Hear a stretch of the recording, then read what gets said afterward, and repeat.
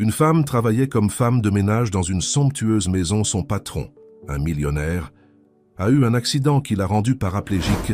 Elle ne devrait faire que le ménage, mais au fil des années, elle lui a donné bien plus avant. D'écouter cette histoire touchante, n'oubliez pas de vous abonner à la chaîne.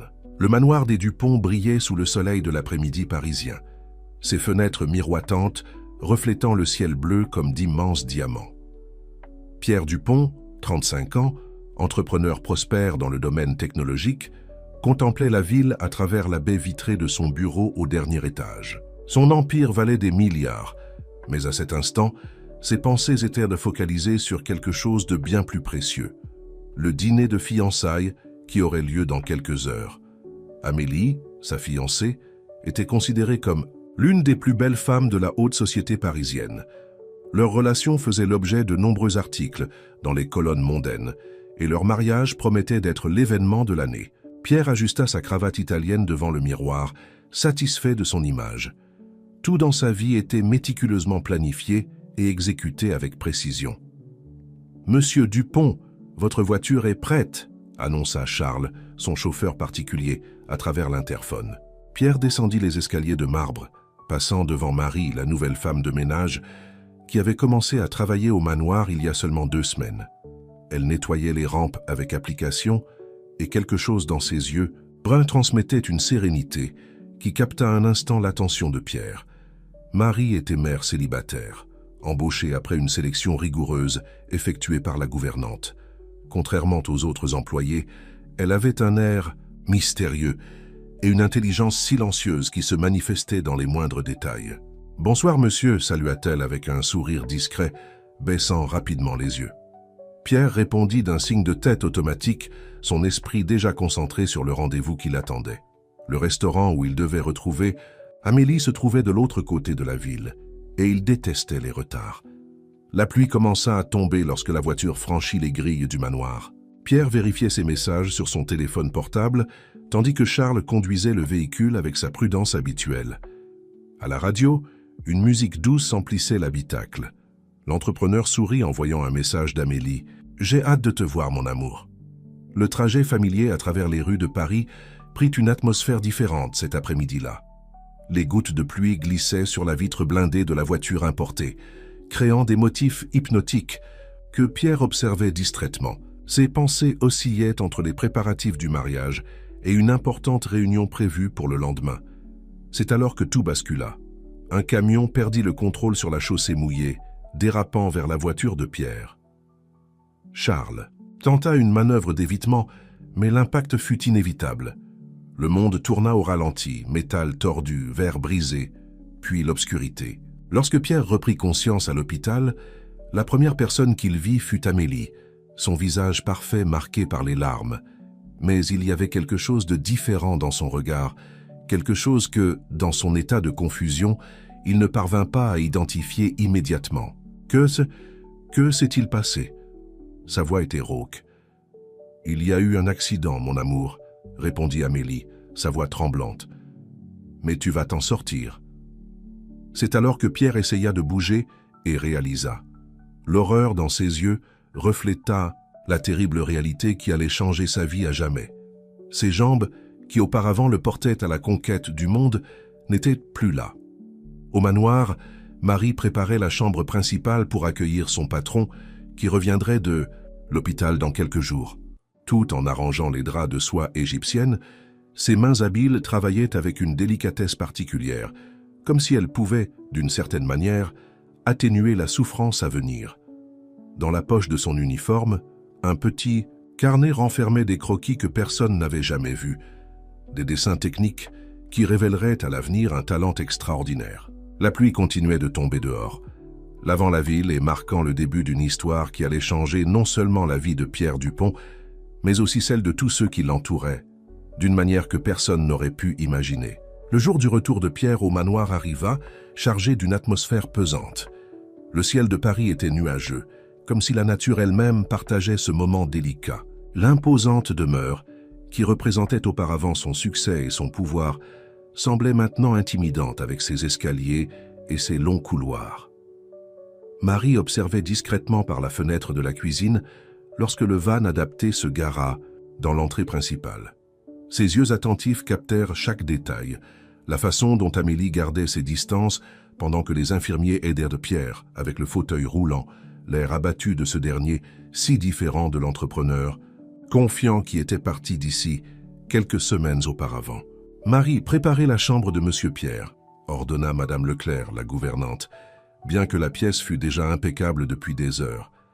Marie avait passé toute la matinée à tout organiser, accordant une attention particulière aux détails qui faciliteraient la nouvelle routine de son patron. « Tout est déjà prêt, Madame Leclerc », répondit-elle doucement, tout en ajustant une dernière fois les coussins spéciaux qu'elle avait recherchés et suggérés pour un plus grand confort.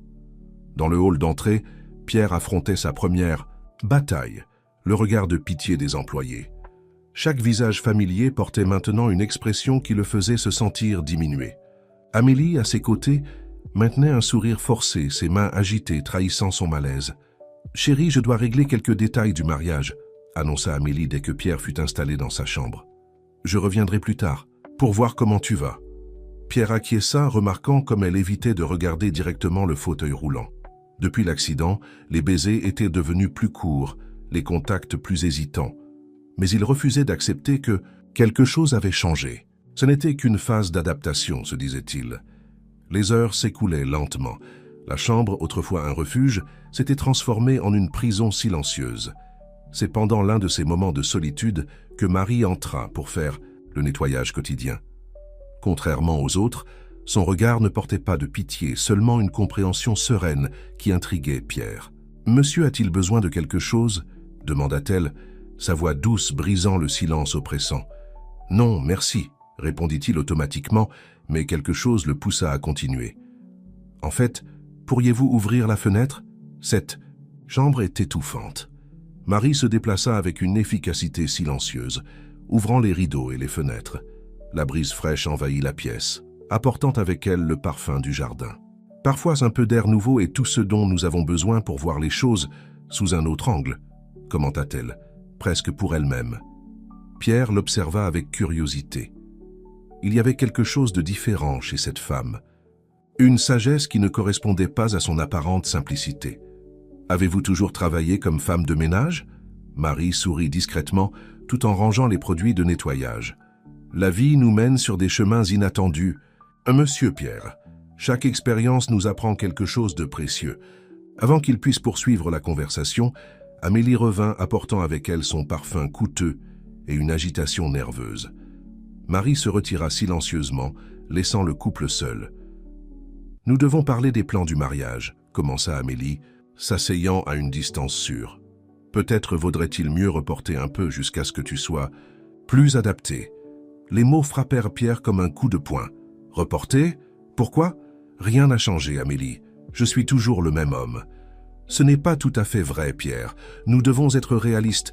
Les choses ont changé. » « Oui. » Sa voix trembla légèrement. « Le mariage de nos rêves, les danses, la lune de miel, tout devra être différent maintenant. » À l'extérieur de la chambre, Marie rangeait le chariot de nettoyage, ses oreilles captant involontairement la discussion qui suivit. Son cœur se serra en entendant le ton suppliant dans la voix de Pierre, contrastant avec la froideur croissante d'Amélie. Ce soir-là, après que tout le monde se fut retiré, Marie descendit au sous-sol du manoir. Dans un coin caché, entre deux vieilles boîtes, elle ouvrit son carnet de croquis. À la faible lumière d'une ampoule, ses doigts habiles traçaient des lignes précises, concevant quelque chose qui pourrait tout changer. Les jours suivants établirent une nouvelle routine dans le manoir. Amélie apparaissait de moins en moins, toujours avec des excuses liées aux préparatifs du mariage reporté. Pierre alternait entre des moments de détermination féroce pendant les séances de kinésithérapie et des périodes de profonde mélancolie. Marie observait tout, toujours présente dans l'ombre, exécutant ses tâches avec un dévouement qui allait au-delà du devoir professionnel. Pendant la journée, elle nettoyait, organisait et, discrètement, adaptait de petits détails de la maison pour faciliter les déplacements de Pierre. La nuit, seule au sous-sol, elle travaillait sur son projet secret, appliquant des connaissances que personne n'imaginait qu'elle possédait. Un après-midi, alors qu'elle nettoyait le bureau, Marie trouva Pierre en train de regarder fixement une photo de lui et Amélie, prise lors d'un voyage à Rome. « Vous savez, dit-il, brisant le silence sans détourner les yeux de la photographie, parfois je me demande si elle me voit toujours comme le même homme. Marie s'arrêta dans son travail, choisissant soigneusement ses mots. Parfois, Monsieur Pierre, les gens nous surprennent. Pas toujours de la manière que nous espérons, mais chaque surprise nous apprend quelque chose sur qui nous sommes vraiment et qui est vraiment à nos côtés. Pierre se tourna pour la regarder, intrigué par la profondeur de ses paroles. Pour la première fois, il regarda vraiment Marie, remarquant l'intelligence qui brillait dans ses yeux bruns, la force douce dans ses mains calleuses du travail. Le moment fut interrompu par le son du téléphone portable de Pierre. C'était Amélie, annulant une fois de plus sa visite. Marie retourna silencieusement à son travail, le laissant seul avec ses pensées. Mais quelque chose avait changé dans ce bref instant de connexion. Au sous-sol, caché sous une vieille bâche, le projet de Marie commençait à prendre forme. Ses nuits de travail secret, alimentées par un but qu'elle-même ne comprenait pas totalement, étaient sur le point de porter leurs fruits. Ce que personne ne savait, c'est que cette humble femme de ménage portait en elle non seulement le don de la compassion, mais aussi une connaissance technique qui transformerait la vie de Pierre d'une manière qu'il n'aurait jamais pu imaginer. L'automne parisien peignait le jardin du manoir de teintes dorées, tandis que Marie observait Pierre pendant sa séance de kinésithérapie dans l'espace extérieur. Ses mains nettoyaient automatiquement les fenêtres, mais ses yeux étudiaient attentivement chaque mouvement, chaque expression de douleur, chaque petite victoire. Après 2 mois depuis l'accident, elle avait complètement mémorisé sa routine. Amélie n'était pas apparue depuis 5 jours. Les appels, auparavant fréquents, se résumaient maintenant à de courts messages et des excuses élaborées. Pierre essayait de maintenir une façade de normalité, mais Marie remarquait comment ses yeux perdirent leur éclat à chaque promesse non tenue de sa fiancée. Marie, la voix de Pierre la surprit après le départ du kinésithérapeute. « Pourriez-vous m'aider à aller jusqu'au bureau ?»« Bien sûr, monsieur », répondit-elle promptement, abandonnant son chiffon de nettoyage. Pendant le trajet dans les couloirs, Pierre rompit le silence. « Vous avez des enfants, Marie ?»« Oui, monsieur. Une fille de 8 ans, Sophie. Et où est-elle pendant que vous travaillez ?»« À l'école pendant la journée. Le soir, ma voisine s'occupe d'elle pendant que je fais des travaux supplémentaires. » Hésita-t-elle légèrement sur la dernière partie. Pierre remarqua l'hésitation, mais ne fit aucun commentaire. Arrivé au bureau, quelque chose d'inhabituel se produisit. Il l'invita à s'asseoir. « Vous êtes différente des autres employés, Marie. Vous ne me regardez pas avec pitié. Vous ne chuchotez pas dans les coins. Pourquoi ?» Marie ajusta son tablier, choisissant ses mots. « Peut-être parce que je sais que les limitations physiques ne définissent pas qui nous sommes, monsieur Pierre. Ma fille est née avec une condition qui affectait sa mobilité. Les médecins disaient qu'elle ne marcherait jamais, mais elle marche aujourd'hui parfaitement. » Marie sourit, ses yeux brillants d'un mélange de fierté et de quelque chose d'autre que Pierre n'arrivait pas à déchiffrer. Ce soir-là, après la fin de son service officiel, Marie descendit une fois de plus au sous-sol. Sous la faible lumière, ses doigts habiles travaillaient sur quelque chose qui semblait bien au-delà des capacités d'une simple femme de ménage. Des pièces métalliques, des circuits et des dessins techniques s'étalaient sur une table improvisée. Pendant ce temps, dans la chambre principale, Pierre recevait une visite surprise d'Amélie. « Chérie, nous devons parler », commença-t-elle, s'asseyant sur le bord du lit, maintenant la distance habituelle. « J'ai beaucoup réfléchi à nous, à l'avenir. À propos du fait que tu ne m'as pas rendu visite depuis presque 1 semaine, interrompit Pierre, sa voix chargée de chagrin. Ne sois pas injuste. J'ai été occupé avec les préparatifs du mariage, tu le sais bien. Le mariage que tu insistes pour reporter indéfiniment ? Le silence qui suivit fut assourdissant. Amélie se leva, marchant jusqu'à la fenêtre. Pierre, tu dois comprendre. Les choses ont changé. Ce n'est pas facile pour moi non plus. Dans le sous-sol, Marie pouvait entendre l'écho de la discussion à travers le système de ventilation. Ses mains continuaient à travailler, mues par une détermination encore plus grande. Le projet sur lequel elle travaillait était presque une prothèse révolutionnaire développée avec des connaissances qu'elle gardait cachées de son passé. Les jours suivants apportèrent une nouvelle dynamique au manoir. Amélie commença à apparaître plus fréquemment, bien que ses visites semblaient plus motivées par la culpabilité que par l'amour. Pierre, quant à lui, commençait à trouver Un étrange réconfort dans les conversations avec Marie, qui apparaissait toujours au bon moment, avec des mots précis et un regard compréhensif. Un après-midi, alors que Marie nettoyait la chambre, Pierre l'a surpris avec une question. « Comment avez-vous réussi à aider votre fille à marcher ?» Marie se figea un instant, son chiffon de nettoyage suspendu en l'air. « Parfois, monsieur, Pierre, l'amour nous pousse à faire des choses extraordinaires, à chercher des solutions là où d'autres ne voient que des impossibilités. Vous parlez comme si vous étiez plus qu'une femme de ménage, observa-t-il, les yeux fixés sur elle. Nous sommes tous plus que ce que nous paraissons être, répondit-elle doucement, retournant à son travail. Cette nuit-là, dans le sous-sol, Marie donna les derniers ajustements à son projet secret. Les prothèses étaient prêtes, un chef-d'œuvre d'ingénierie biomécanique, fruit de nuits sans sommeil et d'un savoir qu'elle avait laissé derrière elle il y a longtemps. Maintenant, elle devait trouver un moyen de les faire parvenir à Pierre sans révéler leur origine. Le destin, cependant, avait d'autres plans. Amélie, lors d'une de ses visites, découvrit par hasard un ensemble de prothèses en développement dans la chambre de Pierre, un projet initial que l'équipe médicale préparait. Voyant là une opportunité de rédemption, elle s'attribua le mérite, se présentant comme la mentor du projet. « Je voulais te faire une surprise, dit-elle, les larmes aux yeux. J'ai tellement cherché, parlé avec des spécialistes. » Pierre, ému par ce geste d'amour apparent, ne remarqua pas le regard de Marie, qui assistait à la scène depuis la porte, le cœur serré par le poids de son propre secret. Dans le sous-sol, ces véritables prothèses attendaient le bon moment, tandis que son esprit livrait une bataille entre révéler la vérité ou rester dans l'ombre. Ce que personne ne savait, c'est que ce malentendu ne serait que le début d'une série d'événements qui changeraient à jamais les vies de tous les impliqués. À l'horizon, une tempête se formait, prête à faire remonter à la surface des vérités longtemps cachées. Le soleil du matin illuminait le jardin du manoir lorsqu'Amélie arriva, portant avec elle un dossier plein de documents qui, selon elle, contenaient des informations sur le développement des prothèses. Pierre l'accueillait avec un enthousiasme renouvelé, ses yeux brillant d'un espoir qu'il n'avait pas montré depuis longtemps. Marie, occupée à nettoyer la pièce adjacente, sentait son cœur se serrer à chaque mot d'Amélie. Les mensonges coulaient avec une facilité effrayante, tandis qu'elle décrivait des processus et des techniques qu'elle ne comprenait manifestement pas. « Le matériau spécial a été commandé en Allemagne », expliquait Amélie, gesticulant avec animation. « Les médecins disent que dans quelques semaines, tu pourras commencer les tests. » Pierre tenait la main d'Amélie avec adoration. « Je n'arrive pas à croire que tu as fait tout ça pour moi.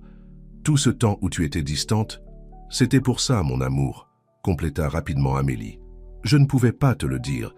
Je voulais que ce soit une surprise. » Marie laissa tomber un vase intentionnellement, interrompant le moment. « Excusez-moi, » murmura-t-elle, se baissant pour ramasser les morceaux. Ses yeux croisèrent brièvement ceux d'Amélie, qui détourna le regard, visiblement mal à l'aise. Le soir, seule, dans le sous-sol, Marie contemplait ses véritables prothèses, le travail de moi, fruit de ses connaissances en ingénierie biomécanique. Une vie qu'elle avait laissée derrière elle après des circonstances qu'elle préférait ne pas se rappeler. Les pièces brillaient sous la faible lumière, chaque composant méticuleusement conçu pour offrir un maximum de mobilité et de confort. Un bruit à l'étage supérieur l'alerta. Des pas. Quelqu'un descendait les escaliers du sous-sol. Rapidement, Marie couvrit son travail avec une vieille bâche, mais elle ne fut pas assez rapide. « Que faites-vous ici ?» La voix d'Amélie trancha l'obscurité comme un couteau. Marie se retourna lentement. « Je range simplement quelques produits. De nettoyage, madame. » Amélie s'approcha, ses talons résonnant sur le sol en béton. Ses yeux astucieux parcoururent l'environnement, s'arrêtant sur la bâche mal placée. « À 11 heures du soir, je profite du calme pour faire un travail plus détaillé, » répondit Marie, gardant son calme. Amélie fit quelques pas de plus, sa main s'étendant vers la bâche. « Et qu'avons-nous là ?» Le cœur de Marie s'accéléra, mais avant qu'Amélie ne puisse révéler son secret, un appel de l'étage supérieur sauva la situation. « Amélie, où es-tu » La voix de Pierre résonna. « J'arrive, chérie » répondit Amélie, lançant un dernier regard suspicieux à Marie avant de monter les escaliers. Dans les jours qui suivirent, Marie remarqua les regards méfiants d'Amélie. La tension grandissait à chaque rencontre, chaque mot échangé portait un poids différent. Pendant ce temps, Pierre restait plongé dans l'illusion de l'amour désintéressé de sa fiancée. Un après-midi, alors que Marie rangeait la chambre principale, elle trouva un téléphone portable oublié, celui d'Amélie. Un message clignotait sur l'écran. « Nous devons nous voir aujourd'hui, je ne peux plus attendre. G. » Marie hésita seulement une seconde avant de laisser l'appareil exactement où elle l'avait trouvé. Ce n'était pas son rôle de révéler des secrets, même si son cœur criait contre l'injustice dont elle était témoin. Pierre, ignorant tout cela, était de plus en plus enthousiaste à l'idée des prothèses. Lors de ses conversations avec Marie, qui devenaient de plus en plus fréquentes, il partageait ses rêves et ses projets. « Je vais pouvoir danser avec Amélie à notre mariage », commenta-t-il un matin, son visage illuminé par l'espoir. Tout, ça grâce à elle. Marie avala sa salive, continuant son travail en silence. Les mots qu'elle voulait dire restaient coincés dans sa gorge, lourds comme du plomb. Dans le sous-sol, ses véritables prothèses attendaient, presque prêtes. Le dilemme moral la consumait, révéler la vérité et détruire le bonheur actuel. De Pierre, ou rester silencieuse permettant qu'un mensonge construise son avenir? La réponse vint de manière inattendue. Un soir, alors que tout le monde dormait, Amélie descendit à nouveau au sous-sol. Cette fois, Marie ne put cacher son travail à temps. Les yeux d'Amélie s'écarquillèrent en reconnaissant ce qu'elle voyait, des prothèses bien plus avancées que tout ce qu'elle avait promis à Pierre. « Alors c'est ça », murmura Amélie, sa voix tremblant de colère contenue. « Vous essayez de me saboter ? Non, madame, je veux juste aider. » « Aider ?» Amélie rit sans humour. « Une femme de ménage qui développe des prothèses biomécaniques ? Dans le sous-sol, qui pensez-vous être ? » La confrontation qui suivit allait changer le cours de toutes les vies dans cette maison. Les vérités et les mensonges qui flottaient dans l'ombre commençaient à émerger, prêts à exploser comme une tempête longtemps contenue. La confrontation dans le sous-sol entre Marie et Amélie s'intensifiait à chaque seconde. La faible lumière projetait des ombres dramatiques sur les deux femmes, tandis que les prothèses brillaient silencieusement sur la table improvisée. « Vous allez m'expliquer exactement ce que c'est », exigea Amélie, ses doigts parfaitement manucurés, pointant vers le travail de Marie. « Et vous allez me l'expliquer maintenant. » Marie se redressa, des années de connaissance et de dignité émergeant dans sa voix. « Avant d'être femme de ménage, j'étais ingénieur biomédical en Suède. Je travaillais sur le développement de prothèses avancées. Et pourquoi êtes-vous ici à nettoyer des toilettes si vous êtes si brillante ?» Le sarcasme dans la voix d'Amélie était tranchant. « Toutes les histoires n'ont pas des fins heureuses, Madame Amélie. Parfois, nous devons recommencer à zéro. » Marie toucha doucement l'une des prothèses. « Quand j'ai vu Monsieur Pierre après l'accident, j'ai su que je pouvais aider. » Amélie fit le tour de la table, examinant le travail d'un œil critique. « C'est très pratique, n'est-ce pas? La femme de ménage salvatrice, le patron vulnérable. »« Ce n'est rien de tout cela, » interrompit Marie, sa voix ferme. « Je voulais juste... Vous vouliez quoi? Prendre ma place ?» Amélie s'approcha de manière menaçante. « Écoutez bien, espèce d'opportuniste. Pierre est mon fiancé et ses prothèses sont mon projet. Si vous osez dire un mot... » « Amélie ?» La voix de Pierre résonna du haut de l'escalier, interrompant la menace. « Il... Ah, y a quelqu'un là en bas ?» La panique traversa le visage d'Amélie. Rapidement, elle chuchota à Marie. « Pas un mot de tout ceci ou vous perdez votre emploi. Et bonne chance pour en trouver un autre avec une fille à nourrir. » Marie observa Amélie monter les escaliers, se transformant complètement en rencontrant Pierre. Sa voix mielleuse résonna. « Chérie, je vérifiais simplement quelques produits de nettoyage avec Marie. » Dans les jours qui suivirent, la tension dans le manoir devint palpable. Amélie apparaissait plus fréquemment, ses yeux toujours vigilants sur Marie. Les conversations entre Pierre et Marie, autrefois naturelles et réconfortantes, devinrent brèves et surveillées. Au cours d'un après-midi particulièrement tendu, Marie rangeait la bibliothèque lorsqu'elle entendit une conversation téléphonique venant du bureau de Pierre. « Je suis impatient de montrer les prothèses à tout le monde », disait-il, excité. Ça, Amélie a été incroyable. Qui aurait cru que derrière cette mondaine se cachait un esprit si brillant? Marie ferma les yeux, le poids du mensonge écrasant sa poitrine.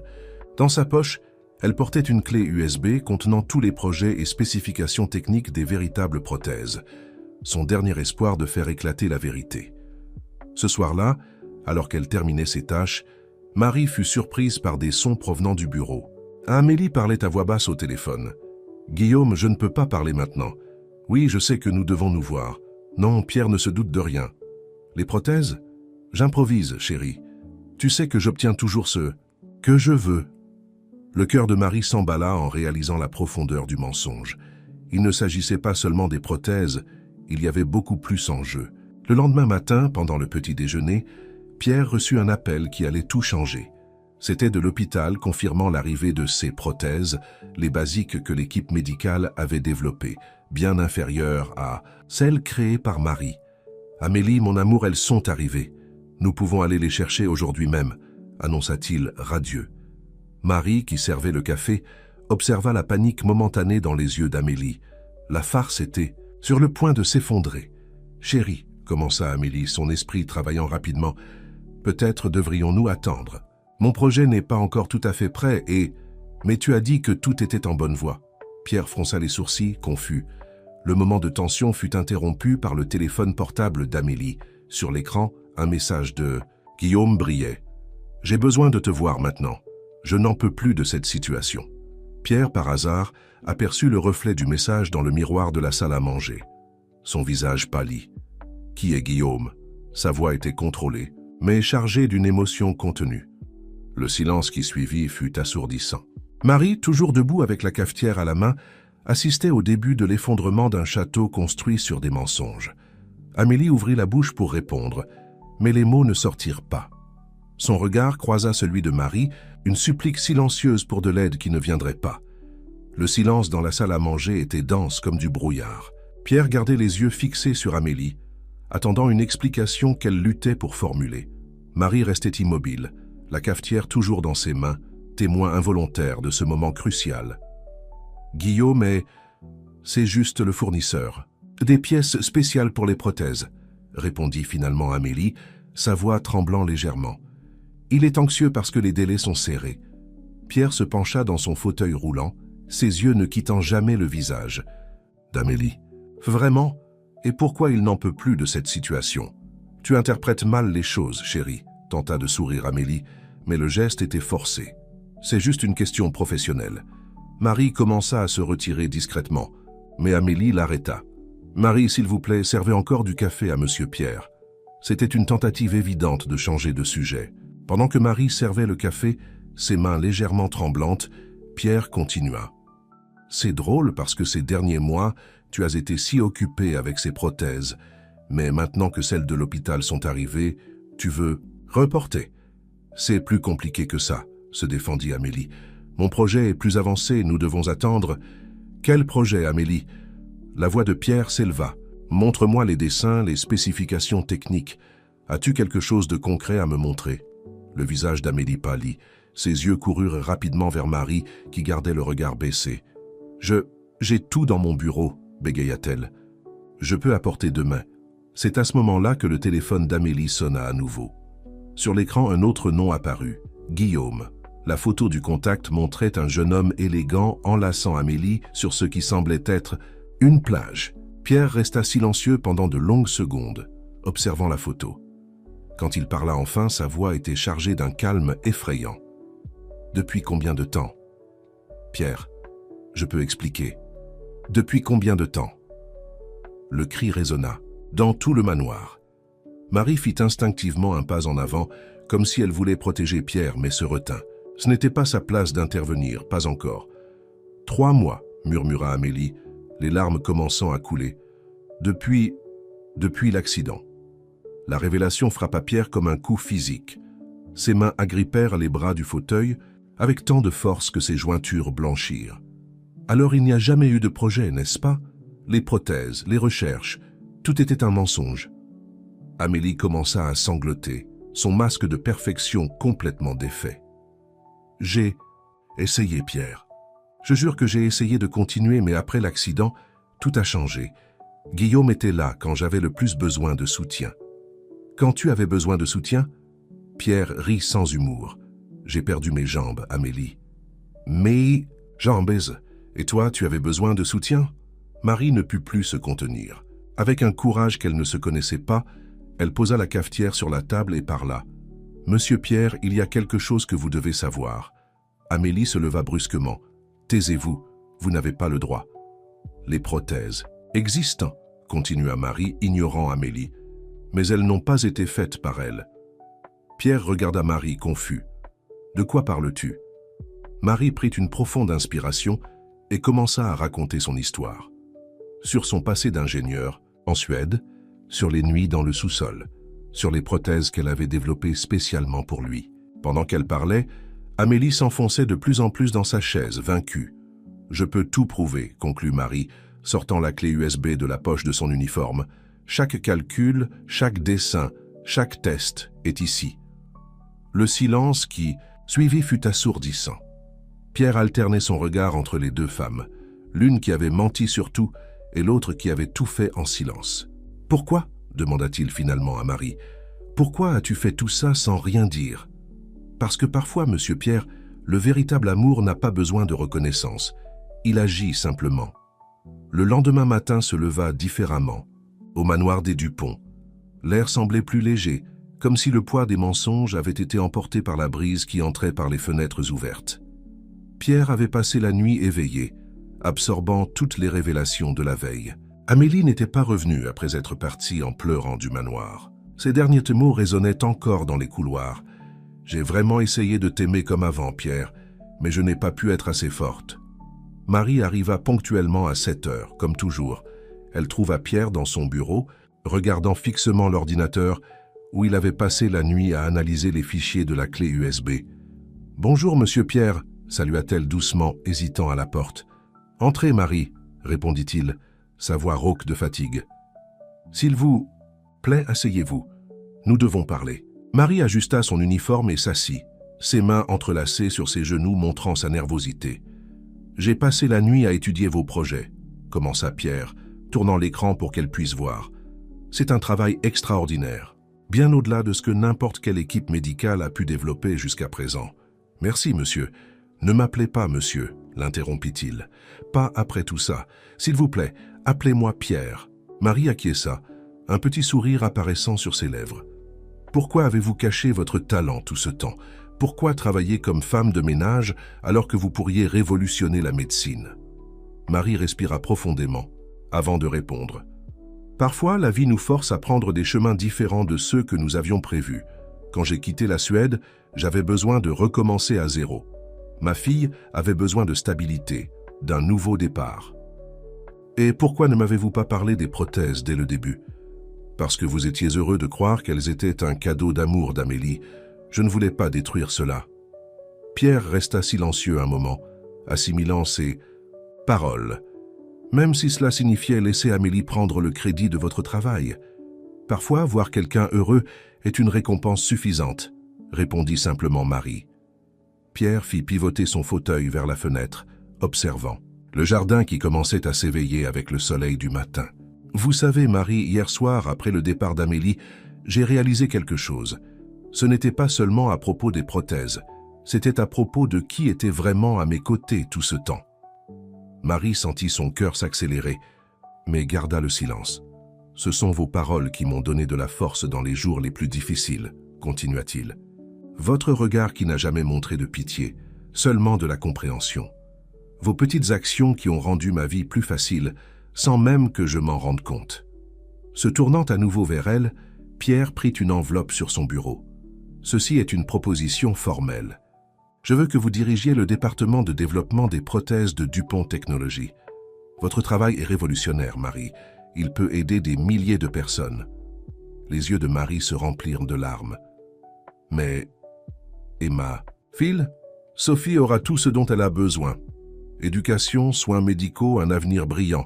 Ce n'est pas de la charité, Marie. C'est la reconnaissance de votre talent et de votre dévouement. » Marie prit l'enveloppe d'une main tremblante, assimilant encore le changement radical que sa vie était sur le point de connaître. « Il y a une autre chose, » continua Pierre, sa voix s'adoucissant. « Je veux que vous m'aidiez avec la rééducation, pas en tant qu'employé, mais en tant que partenaire. Ensemble, nous pouvons transformer cette technologie en espoir pour d'autres personnes. Je ne sais pas quoi dire, » bégaya Marie, émue. « Dites que vous acceptez. Dites que vous allez m'aider à reconstruire non seulement mes jambes, mais aussi ma vie. » À ce moment-là, un rayon de soleil entra par la fenêtre, illuminant le visage de Marie. Ses larmes brillaient comme des diamants, tandis qu'elle souriait, s'autorisant enfin à rêver d'un avenir différent. « Oui, » répondit-elle simplement. « Oui pour tout. » La journée qui commençait apportait la promesse d'un nouveau départ. Dans le sous-sol, les prothèses attendaient, non plus cachées dans l'ombre, mais prêtes à apporter de la lumière dans la vie de nombreuses personnes. Et dans le manoir des Dupont, 2 âmes brisées commençaient à guérir, découvrant que parfois, il faut perdre quelque chose pour trouver quelque chose de bien plus précieux. La transformation du manoir Dupont commença immédiatement. L'ancien sous-sol, autrefois sombre et poussiéreux, fut converti en un laboratoire de pointe. Des équipements modernes remplacèrent les vieilles boîtes et la table improvisée de Marie céda la place à un poste de travail professionnel. Sophie, la fille de Marie, était enchantée par les changements. À 8 ans, ses yeux brillaient d'admiration en voyant sa mère travailler dans le nouveau laboratoire, non plus cachée dans l'ombre de la nuit. « Maman, maintenant tu es une vraie scientifique à nouveau !» s'exclama la petite fille, courant entre les tables de travail. Marie sourit, ajustant un composant délicat de la prothèse. « En fait, ma chérie, je l'ai toujours été. J'attendais juste le bon moment pour revenir. » Pierre observait la scène depuis la porte du laboratoire, son cœur se réchauffant à la vue de cette petite famille.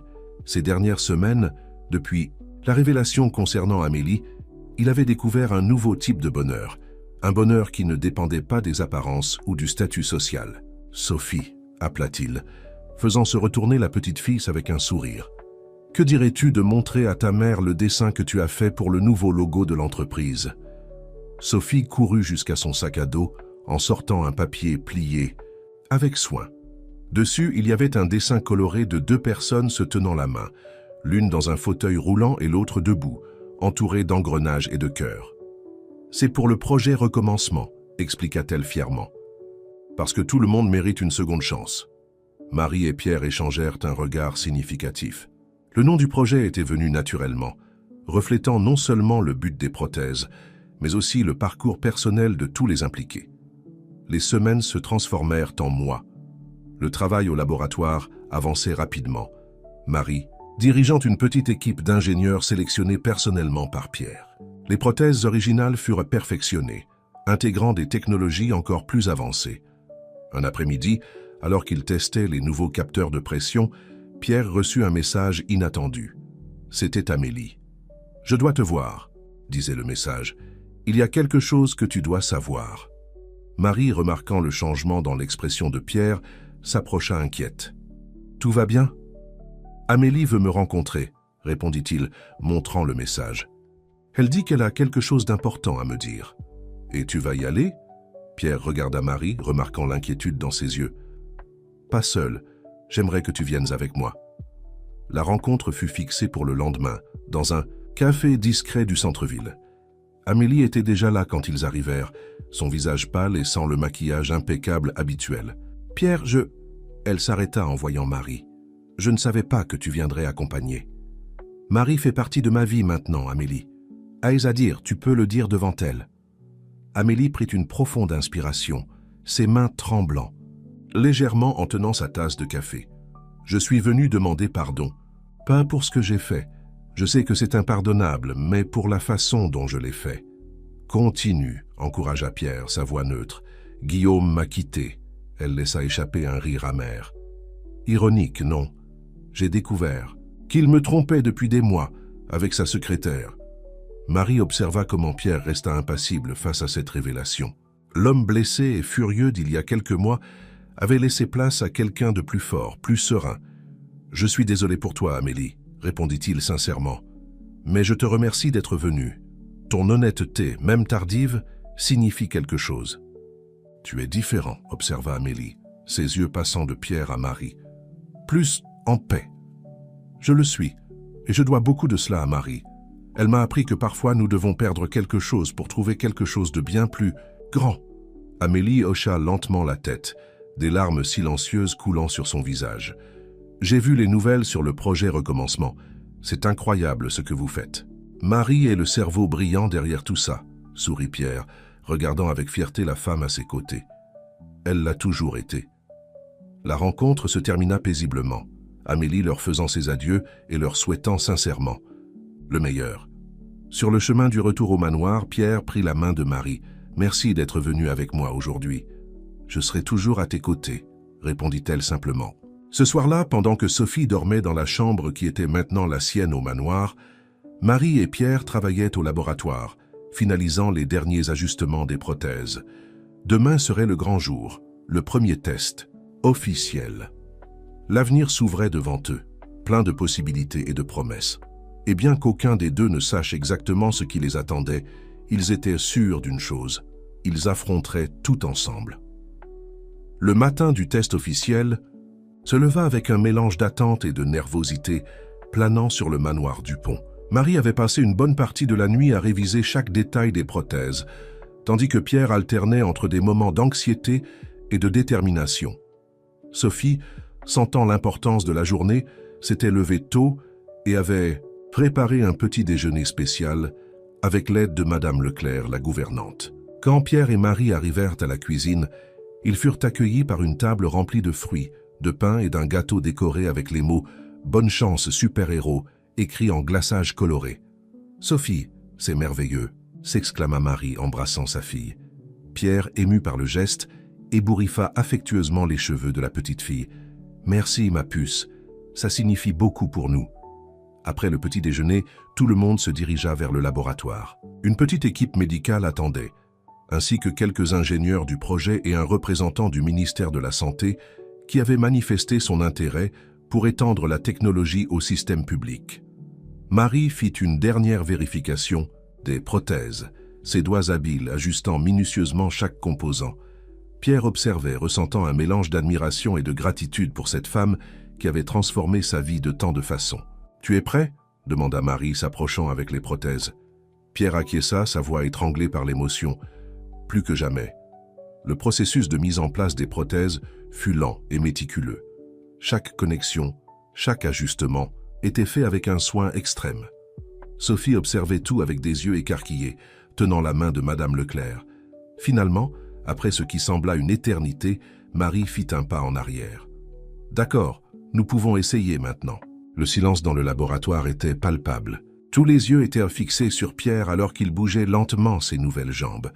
Le doux bruit des mécanismes était la seule chose qu'on entendait. « Je sens !» murmura Pierre, les larmes aux yeux. « Je peux sentir le sol. » Marie sourit, des larmes coulant aussi sur son visage. Les capteurs de pression fonctionnent parfaitement. Maintenant, on essaie de se lever. Avec l'aide de Marie et de 2 kinésithérapeutes, Pierre se leva lentement du fauteuil roulant. Ses premiers moments debout furent instables, mais la détermination sur son visage était évidente. « Papa est debout !» cria Sophie, oubliant momentanément que Pierre n'était pas son père biologique. Personne ne corrigea la petite fille. Le moment était trop précieux pour être interrompu. Pas à pas, Pierre commença à marcher. Chaque mouvement était une victoire. Chaque mètre parcourut une conquête. Marie marchait à ses côtés, prête à aider si nécessaire. Mais Pierre était déterminé à le faire seul. Quand il atteignit le bout du laboratoire, Pierre se tourna vers tout le monde, un sourire radieux sur son visage. Ça a marché. Ça a vraiment marché. La salle explosa en applaudissements et félicitations. Le représentant du ministère de la Santé commença immédiatement à parler d'étendre le projet, de la façon dont cette technologie pourrait changer la vie de milliers de personnes. Mais pour Pierre, à ce moment-là, il n'y avait que Marie.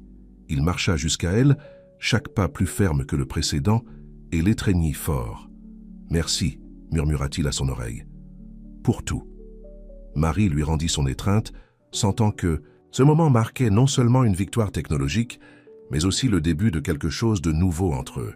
Sophie courut vers eux, se jetant dans leurs bras. « On est une famille de super-héros maintenant. » Pierre rit, prenant la petite fille dans ses bras avec ses nouvelles jambes. « Oui, on l'est, et on a beaucoup de travail devant nous. » Ce soir-là, après toutes les célébrations et les réunions, Pierre et Marie étaient seuls dans le jardin du manoir. La pleine lune illuminait le ciel, se reflétant dans la piscine et créant un décor presque magique. « Tu sais, » commença Pierre, tenant la main de Marie, « quand j'ai eu l'accident, j'ai pensé que ma vie était finie, que je ne serais plus jamais heureux. » Marie le regarda, attendant qu'il continue.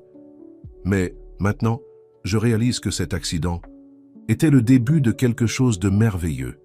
Il m'a amené, toi, Sophie, un but plus grand. Pierre, Marie commença, mais il l'interrompit gentiment. Laisse-moi finir, s'il te plaît. Marie, tu m'as rendu non seulement la capacité de marcher, mais aussi celle d'aimer, de rêver. Et je veux passer le reste de ma vie à te le rendre. Lentement, Pierre s'agenouilla devant elle, sortant une petite boîte de sa poche. Marie, me ferais-tu l'honneur de m'épouser? Les larmes dans les yeux de Marie brillaient sous le clair de lune. Sans hésiter, elle répondit « Oui, Pierre, 1000 fois oui ». Alors qu'ils s'embrassaient, scellant ce moment parfait, ils savaient tous deux que ce n'était que le début. Le projet Recommencement avait donné à Pierre de nouvelles jambes, mais leur amour leur avait donné à tous les deux un nouveau cœur, une nouvelle vie. Et quelque part dans le manoir, une petite Sophie rêvait de l'avenir brillant qui les attendait. Une famille unie non par le sang, mais par l'amour et la détermination de faire la différence dans le monde. Les mois qui suivirent le succès du test des prothèses furent un tourbillon d'activités pour Pierre et Marie. Le projet Recommencement gagna une reconnaissance nationale, attirant l'attention des médias, des investisseurs et surtout des personnes qui avaient désespérément besoin de cette technologie. Le manoir Dupont, autrefois symbole de luxe et d'ostentation, se transforma en un centre d'espoir. Le laboratoire fut agrandi, occupant maintenant toute l'aile est de la propriété. Chaque jour, des dizaines de personnes arrivaient à la recherche d'une chance de retrouver leur mobilité. Un samedi matin, alors que Marie ajustait les prothèses d'un jeune athlète qui avait perdu ses jambes dans un accident de voiture, Pierre entra dans le laboratoire avec une expression préoccupée. « Marie, pouvons-nous parler une minute ?» Elle acquiesça, s'excusant auprès du patient et suivant Pierre jusqu'à son bureau. « Que se passe-t-il » demanda-t-elle, remarquant la tension dans ses épaules. Pierre soupira, passant la main dans ses cheveux grisonnants. « J'ai reçu une proposition d'une multinationale pharmaceutique. Ils veulent acheter le brevet du projet Recommencement. » Marie sentit un frisson dans le ventre. « Et qu'as-tu répondu ?» ?»« Je n'ai pas encore répondu. L'offre est substantielle. Nous pourrions étendre le projet à d'autres pays, atteindre beaucoup plus de personnes.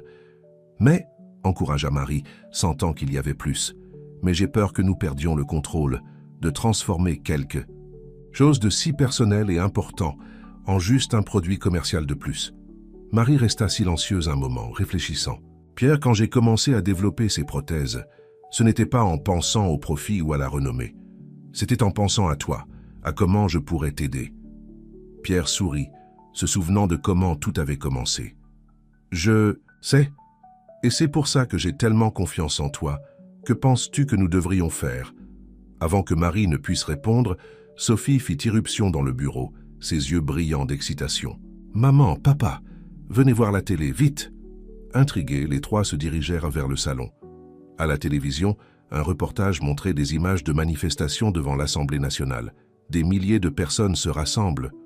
À Paris, narrait la journaliste, exigeant que le gouvernement rende le projet Recommencement accessible à tous les citoyens via le système de santé publique. Pierre et Marie regardèrent bouche bée les images de personnes en fauteuil roulant, béquilles et prothèses anciennes, toutes unies dans une même clameur. « Regardez !» s'exclama Sophie, pointant l'écran. « C'est Anna !» Anna était une fille de 12 ans qui avait reçu les prothèses du projet Recommencement quelques semaines auparavant. Maintenant, elle était devant les caméras donnant son témoignage. « Grâce au projet Recommencement, je peux marcher à nouveau », disait Anna émue. « Mais qu'en est-il de mes amis qui ne peuvent pas payer? Tout le monde mérite cette chance. » Pierre éteignit la télé, se tournant vers Marie avec une nouvelle lueur dans les yeux. « Je pense que nous venons de recevoir notre réponse. » Marie acquiesça, comprenant immédiatement. « Pas question de vendre à des multinationales. Nous allons travailler avec le gouvernement, rendre cela accessible à tous. » « Mais, » ajouta Pierre, avec un sourire, « nous garderons le contrôle créatif et de qualité.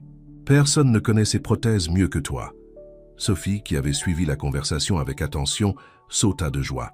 « Ça veut dire qu'on va aider plus de gens, qu'on sera des super-héros à plein temps. » Marie rit, embrassant sa fille. « Oui, ma chérie, mais être un super-héros signifie aussi beaucoup de travail et de responsabilité. » Ce soir-là, pendant que Sophie dormait, Pierre et Marie s'assirent sur la terrasse du manoir, observant les étoiles. La bague de fiançailles brillait aux doigts de Marie, leur rappelant l'engagement qu'ils avaient pris non seulement l'un envers l'autre, mais envers toutes les personnes qui dépendaient d'eux. « Tu sais, » commença Pierre, tenant la main de Marie, « quand je pense à tout ce qui s'est passé ces derniers mois, parfois ça me semble être un rêve. » Marie sourit, s'appuyant contre lui. « Un beau rêve, j'espère. »« Le plus beau, » répondit-il, l'embrassant doucement. « Et demain, nous commençons un nouveau chapitre. » En effet, le lendemain apporterait de nouveaux défis. Des réunions avec des représentants du gouvernement, la planification de l'expansion du projet, la formation de nouveaux ingénieurs. Mais Pierre et Marie savaient que, ensemble, ils pourraient affronter n'importe quel obstacle. Le projet Recommencement était devenu bien plus qu'une avancée technologique. C'était un symbole d'espoir, de dépassement de soi et, par-dessus tout, d'amour.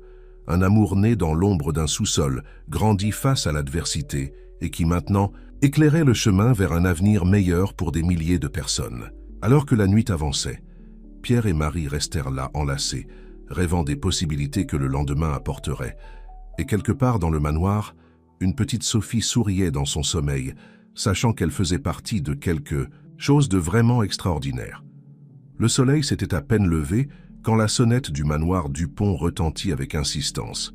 Pierre, encore somnolent, ouvrit la porte pour se retrouver face à une équipe de reportage de la plus grande chaîne du pays. « Bonjour, monsieur Dupont », s'exclama la journaliste, poussant un microphone dans sa direction.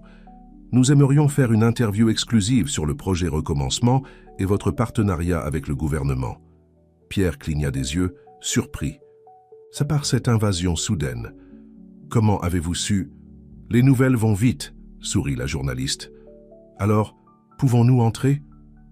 Avant que Pierre ne puisse répondre, Marie apparut à ses côtés, déjà complètement éveillée et alerte. « Désolé, mais nous ne donnons pas d'interview sans rendez-vous préalable. Veuillez contacter notre service de presse. » Avec fermeté mais politesse, Marie ferma la porte, laissant l'équipe de reportage abasourdie à l'extérieur. « Ça va poser problème, » soupira Pierre, passant la main sur son visage. Marie acquiesça, son esprit travaillant déjà sur des solutions. « Nous avons besoin d'un plan de communication. Nous ne pouvons pas laisser les médias contrôler le récit du projet. » La journée qui suivit fut une folie. Le téléphone ne cessait de sonner. Les emails inondaient les boîtes de réception et d'autres journalistes apparurent aux portes du manoir. Au milieu de tout cela, Pierre et Marie essayaient de se préparer pour l'importante réunion avec les représentants du ministère de la Santé, prévue pour le lendemain. Sophie, percevant l'agitation, s'approcha de Marie pendant qu'elle organisait des documents dans le bureau. « Maman, pourquoi y a-t-il tant de gens qui veulent vous parler ?» Marie sourit, attirant sa fille sur ses genoux. « Tu te souviens quand nous avons dit que le projet Recommencement allait aider beaucoup de gens ?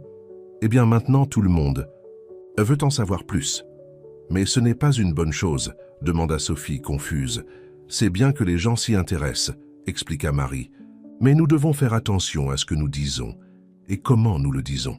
Tout le monde ne comprend pas complètement ce que nous faisons. » À ce moment-là, Pierre entra dans le bureau, le visage fatigué mais déterminé. « Je viens de parler à un ami qui travaille dans les relations publiques. Il va nous aider à gérer toute cette attention. » Marie acquiesça reconnaissante. « Parfait. Nous devons nous concentrer sur la réunion de demain. C'est notre chance de vraiment faire la différence à grande échelle. » Le soir, après avoir couché, Sophie, Pierre et Marie s'assirent sur la terrasse, comme ils l'avaient fait tant de fois auparavant. Mais cette fois, l'air était chargé d'inquiétude. « Tu penses que nous sommes prêts pour ça ?» demanda Marie, sa voix trahissant un peu d'insécurité. Pierre prit sa main, entrelaçant leurs doigts. « Honnêtement, je ne sais pas. Mais je sais qu'ensemble, nous pouvons affronter n'importe quoi. » Marie sourit, s'appuyant contre lui. « Tu sais ce qui est drôle ? Il y a quelques mois, j'étais juste une femme de ménage essayant de cacher mon passé. Maintenant, nous sommes sur le point de changer la vie de milliers de personnes. Tu n'as jamais été juste quoi que ce soit, Marie, » dit Pierre avec conviction. « Tu as toujours été extraordinaire. Tu avais juste besoin de la bonne opportunité pour briller. » Le lendemain matin, habillés formellement et avec Sophie sous la garde de Madame Leclerc, Pierre et Marie se dirigèrent vers le ministère de la Santé. La réunion serait cruciale pour l'avenir du projet Recommencement. En entrant dans la salle de réunion, ils furent accueillis par une équipe d'experts, de bureaucrates et même par le ministre de la Santé en personne. La tension était palpable. « Monsieur Dupont, docteur Marie, commença le ministre, nous sommes très intéressés par le potentiel du projet Recommencement. Mais nous avons quelques inquiétudes. » Les heures qui suivirent furent intenses. Des questions sur les coûts, la logistique, la formation des professionnels. Marie brilla, expliquant en détail chaque aspect technique des prothèses, tandis que Pierre présentait un plan de mise en œuvre progressive dans les hôpitaux publics. À la fin de la réunion, le ministre se leva avec un sourire. « Je suis impressionné. Je crois que nous avons ici le début d'un partenariat très prometteur. » En sortant du bâtiment, Pierre et Marie furent à nouveau abordés par des journalistes. Cette fois, cependant, ils étaient préparés. « Le projet Recommencement est une question d'espoir », déclara Pierre, sa voix ferme. « Il s'agit de donner aux gens la chance de recommencer, indépendamment de leur situation financière. » Marie compléta. « Nous nous engageons à rendre cette technologie accessible à tous les Français qui en ont besoin. Ce n'est que le début. » De retour au manoir, ils furent accueillis par une Sophie excitée et une Madame Leclerc fière. « Vous étiez à la télé » s'exclama Sophie. « Vous avez si bien parlé. » Marie serra sa fille dans ses bras, sentant le poids de la journée se dissiper. « Nous avons fait ça pour des gens comme toi, ma chérie, pour montrer que tout le monde mérite une chance. » Ce soir-là, alors que la ville s'endormait, Pierre et Marie restèrent éveillés, planifiant les prochaines étapes. La route à venir serait difficile, pleine d'obstacles et de responsabilités. Mais ensemble, avec amour, détermination et le désir sincère de faire la différence, ils savaient qu'ils pourraient surmonter n'importe quelle adversité. Le projet Recommencement ne faisait que commencer son voyage, mais il avait déjà transformé non seulement des vies, mais des cœurs. Et au centre de tout cela, il y avait une famille improbable, unie par le destin et renforcée par l'amour. Les mois qui suivirent le partenariat avec le gouvernement furent intenses et transformateurs. Le projet Recommencement s'étendit rapidement, avec des centres de production et d'adaptation de prothèses installés dans des hôpitaux publics à travers tout le pays. Pierre et Marie avaient à peine le temps de respirer, se partageant entre eux voyage, formation et amélioration constante de la technologie. Au milieu de toute cette agitation, la vie personnelle du couple connaissait également des changements importants. Le mariage, reporté plusieurs fois en raison des exigences du projet, était enfin prévu pour dans 2 mois. Sophie, maintenant, âgée de 9 ans, était plus excitée que les futurs mariés, insistant pour participer à chaque détail de la planification. Un dimanche après-midi, rare occasion où ils étaient tous à la maison, la famille décida de faire un pique-nique dans le jardin du manoir. Pendant que Pierre étendait la nappe sur l'herbe, Marie et Sophie préparèrent les sandwichs dans la cuisine. « Maman, commença Sophie, sa voix hésitante, quand toi et oncle Pierre vous marierez, il deviendra mon vrai papa. » Marie s'arrêta dans ce qu'elle faisait, regardant sa fille avec tendresse. « Ma chérie, Pierre t'aime déjà comme si tu étais sa fille. Le mariage ne fera qu'officialiser ce que nous ressentons déjà dans nos cœurs. » Sophie sourit, mais semblait encore préoccupée. « Et si un jour vous avez un autre enfant, vous m'aimerez moins ?» Marie serra la petite fille fort dans ses bras. « Sophie, l'amour n'est pas quelque chose qui se divise. Il se multiplie. Si un jour nous avons un autre enfant, cela signifiera simplement plus d'amour pour nous tous. » Pierre, qui était entré dans la cuisine sans qu'elle s'en aperçoive, se joignit à l'étreinte. « Et je ne pourrais pas demander une meilleure fille que toi, Sophie. » Le moment fut interrompu par la sonnerie du téléphone portable de Pierre. C'était de l'hôpital public où ils avaient installé le premier centre du projet Recommencement. « Pierre, » la voix du docteur Martin, directeur de l'hôpital, semblait urgente. « Nous avons besoin de vous ici. Nous avons une situation délicate. » En moins d'1 heure, Pierre et Marie étaient à l'hôpital, Sophie sous la garde de Madame Leclerc. Le docteur Martin les accueillit avec une expression préoccupée. « Nous avons une patiente, Lucie, 7 ans. Elle a perdu ses 2 jambes dans un accident de voiture il y a 2 ans. Nous étions sur le point de commencer le processus d'adaptation des prothèses, mais, encouragea Marie, elle refuse d'essayer. Elle dit qu'elle a peur d'être déçue, de se faire de faux espoirs et d'échouer. Nous avons tout essayé, mais elle ne veut même pas entendre parler de prothèses. » Pierre et Marie échangèrent un regard. Des cas comme celui-ci étaient rares, mais pas inédits. Le traumatisme psychologique était souvent aussi difficile à surmonter que les limitations physiques. « Pouvons-nous lui parler ?» demanda Pierre. Le docteur Martin acquiesça, les guidant jusqu'à la chambre de Lucie. La petite fille était assise sur le lit, serrant un ours en peluche, regardant avec méfiance les nouveaux arrivants. Marie s'approcha en premier, s'asseyant au bord du lit. « Bonjour Lucie, je suis Marie et voici Pierre. On nous a dit que tu ne voulais pas essayer les prothèses. Peux-tu nous dire pourquoi ?» Lucie hésita un moment avant de répondre, sa voix presque un murmure. « Et si ça ne marche pas? Et si je tombe devant tout le monde? Je préfère rester comme je suis. » Pierre s'approcha, s'asseyant sur une chaise proche. « Tu sais, Lucie, j'ai eu très peur aussi quand j'ai perdu mes jambes. J'ai pensé que je ne serais plus jamais le même. » Les yeux de la petite fille s'écarquillèrent. « Vous n'avez pas de jambes non plus ?» Pierre sourit, relevant le bas de son pantalon pour montrer ses prothèses. « Pas celles avec lesquelles je suis né, mais j'ai celle-ci que Marie a faite spécialement pour moi. » Lucie regarda fascinée les prothèses de Pierre. « Et vous arrivez à tout faire normalement ?»« Presque tout, » rit Pierre. « Je n'ai pas encore appris à danser le ballet, mais qui sait un jour ?» La blague arracha un petit sourire à Lucie. Marie, percevant l'ouverture, continua. « Lucie, nous comprenons ta peur. C'est normal d'avoir peur de l'inconnu. Mais et si, au lieu de penser à ce qui pourrait mal se passer, tu pensais à toutes les choses incroyables que tu pourrais faire ?» La petite fille resta pensive un moment. « J'ai toujours voulu apprendre à faire du vélo. »« Ça !» s'exclama. « Pierre, et si on commençait doucement, sans pression? Tu essaies les prothèses, tu fais quelques pas et si tu n'aimes pas, ce n'est pas grave. Au moins, tu auras essayé. » Lucie regarda les deux, puis le docteur Martin, qui observait la scène émue. Lentement, elle acquiesça. « D'accord, j'essaie. » Les heures suivantes furent intenses. Marie travailla sur les ajustements finaux des prothèses de Lucie, tandis que Pierre parlait avec elle, partageant sa propre expérience d'adaptation. Quand vint enfin le moment pour Lucie de faire ses premiers pas, tout l'hôpital semblait retenir son souffle. Avec l'aide de Marie et Pierre, Lucie se leva. Ses jambes tremblaient, mais ses yeux brillaient de détermination. Un pas, deux pas, trois. « Je marche !» cria Lucie, des larmes de joie coulant sur son visage. « Maman, regarde, je marche !» La mère de Lucie, qui observait tout de près, ne put contenir ses larmes. En quelques secondes, la chambre était remplie d'applaudissements et de félicitations. Ce soir-là, de retour au manoir, Pierre et Marie réfléchissaient à la journée tout en couchant Sophie.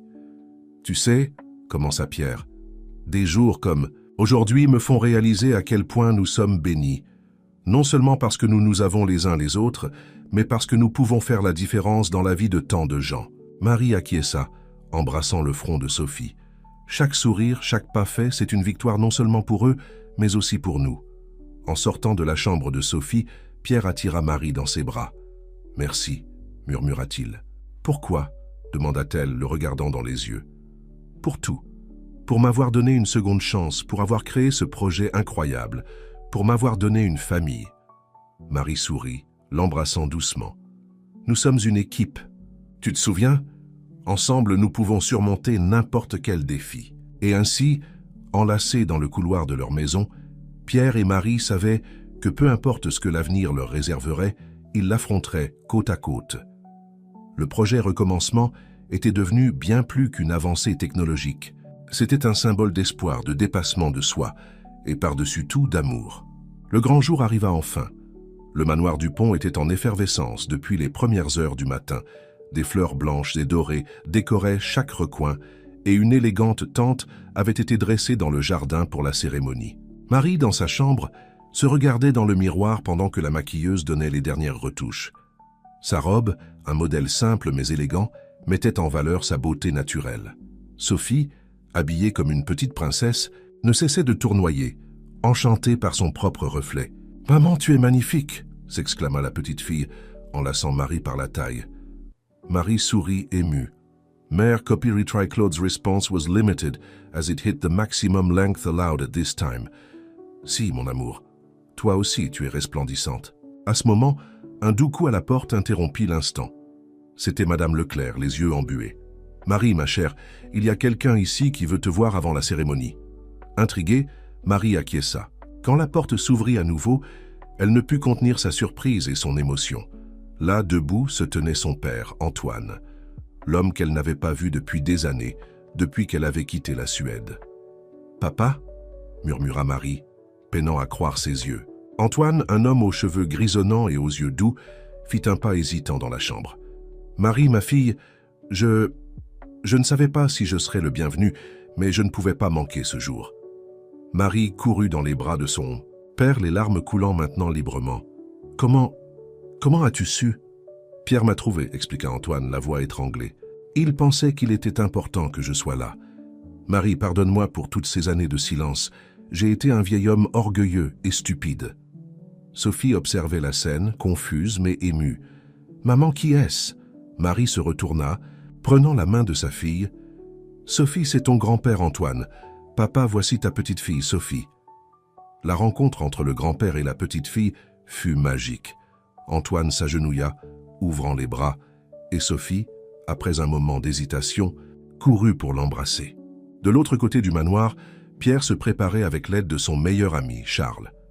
Les prothèses, spécialement polies pour l'occasion, brillaient sous le pantalon du costume. « Nerveux ?» demanda Charles, ajustant la cravate de Pierre. « Impatient », corrigea Pierre avec un sourire.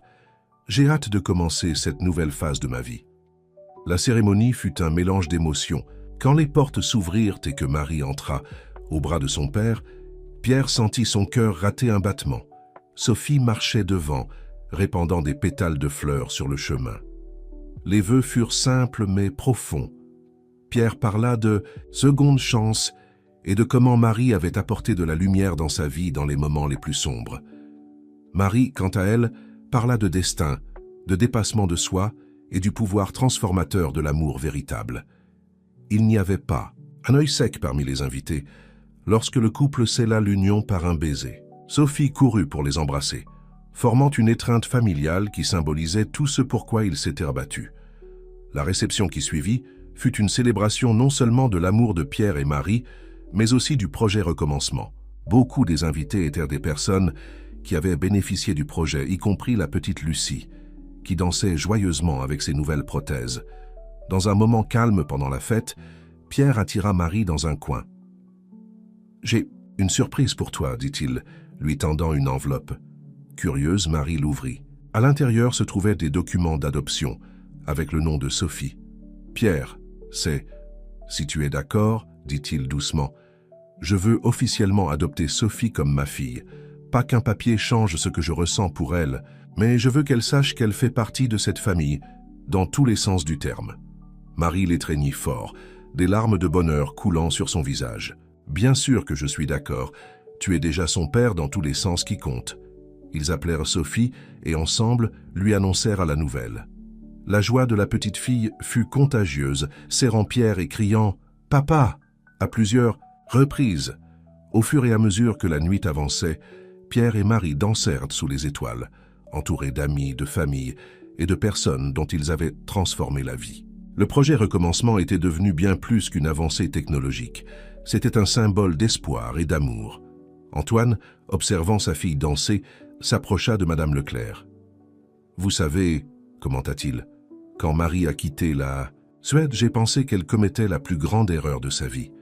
Mais regardez-la maintenant, je ne l'ai jamais vue si heureuse et épanouie. » Madame Leclerc sourit. « Parfois, nous devons nous perdre pour vraiment nous trouver. » La fête se poursuivit tard dans la nuit, une célébration d'amour, de famille et de nouveaux départs. Pierre et Marie savaient que le chemin à venir aurait encore des défis, mais ils étaient prêts à les affronter ensemble, avec Sophie à leur côté et le projet Recommencement comme leur legs d'amour au monde. 1 an s'était écoulé depuis le mariage de Pierre et Marie. Le projet Recommencement s'était étendu au-delà des frontières de la France, avec des centres d'adaptation inaugurés dans les pays voisins. La vie semblait parfaite pour la famille Dupont, mais le destin réservait encore des surprises. Un mercredi matin, alors que Marie travaillait dans le laboratoire du manoir sur un nouveau prototype de prothèse pour enfants, Pierre entra précipitamment, le visage pâle et tendu. « Marie, nous devons parler », dit-il, sa voix tremblant légèrement. Alarmée par le ton de Pierre, Marie lâcha ses outils. « Que se passe-t-il? Il est arrivé quelque chose à Sophie. » Pierre secoua la tête, s'asseyant lourdement sur une chaise proche. « Non, Sophie va bien, c'est Amélie. » Le nom de l'ex-fiancée de Pierre flotta dans l'air comme un nuage lourd. Marie sentit un pincement au cœur. « Qu'en est-il d'elle ?»« Elle est de retour en France, commença Pierre hésitant. Et elle a un fils, un petit garçon de presque 2 ans. Marie retint son souffle, comprenant immédiatement les implications. Et elle dit que l'enfant est le mien, compléta Pierre, passant ses mains sur son visage dans un geste de fatigue. Elle veut faire un test de paternité. Le silence qui suivit fut assourdissant. Marie assimilait l'information, son esprit en ébullition d'émotions et de pensées. « Mais comment est-ce possible ?» demanda-t-elle finalement. « Tu n'avais pas fait une vasectomie avant de te marier avec elle ?» Pierre acquiesça, frustré. « Si, je l'ai fait. Mais Amélie prétend que l'enfant a été conçu avant l'intervention. Les dates, eh bien, elles correspondent. » Marie s'approcha de Pierre, prenant ses mains. « Que veux-tu faire ?»« J'ai besoin de savoir la vérité, » répondit-il, la regardant dans les yeux. « Si cet enfant est vraiment mon fils, j'ai des responsabilités. Mais Marie, je veux que tu saches que cela ne change rien entre nous. Toi et Sophie êtes ma famille. » Marie serra Pierre dans ses bras, sentant le poids de la situation. « Nous sommes ensemble dans cette épreuve, tu te souviens? Nous allons affronter cela comme nous l'avons toujours fait, unis. » Dans les jours qui suivirent, la tension était palpable dans le manoir. Sophie, maintenant âgée de 10 ans, sentait que quelque chose n'allait pas, mais les adultes essayaient de la protéger de la situation. La rencontre avec Amélie fut fixée 1 semaine plus tard, dans un laboratoire neutre. Quand le jour arriva, Pierre et Marie y allèrent ensemble, main dans la main, prêts à affronter ce qui allait venir. Amélie était là, tenant dans ses bras un petit garçon aux cheveux bruns. En voyant Pierre, le petit cacha son visage dans l'épaule de sa mère. « Voici Michel, » dit doucement Amélie, ses yeux évitant ceux de Marie. Michel dit bonjour. À Pierre. La procédure de prélèvement d'ADN fut rapide et indolore. En attendant les résultats, qui prendraient quelques jours, l'ambiance était tendue et inconfortable. « Pourquoi maintenant, Amélie ?» demanda finalement Pierre. « Pourquoi avoir attendu si longtemps ?» Amélie soupira, ajustant Michel dans ses bras. « Je n'étais pas sûre au début. Et puis, quand je l'ai été, j'ai eu peur. Peur d'affronter tout ça, de changer la vie de tout le monde. Mais Michel mérite de connaître son père, si tu es vraiment son père. » Marie observait l'interaction, son cœur partagé entre compassion et inquiétude. Le petit garçon était adorable, avec de grands yeux curieux qui rappelaient ceux de Pierre. De retour au manoir, Pierre et Marie eurent une longue conversation avec Sophie, lui expliquant la situation du mieux qu'ils pouvaient. La petite fille, étonnamment mature, serra les deux dans ses bras. « Si c'est vrai, dit-elle, ça veut dire que j'aurai un petit frère ?»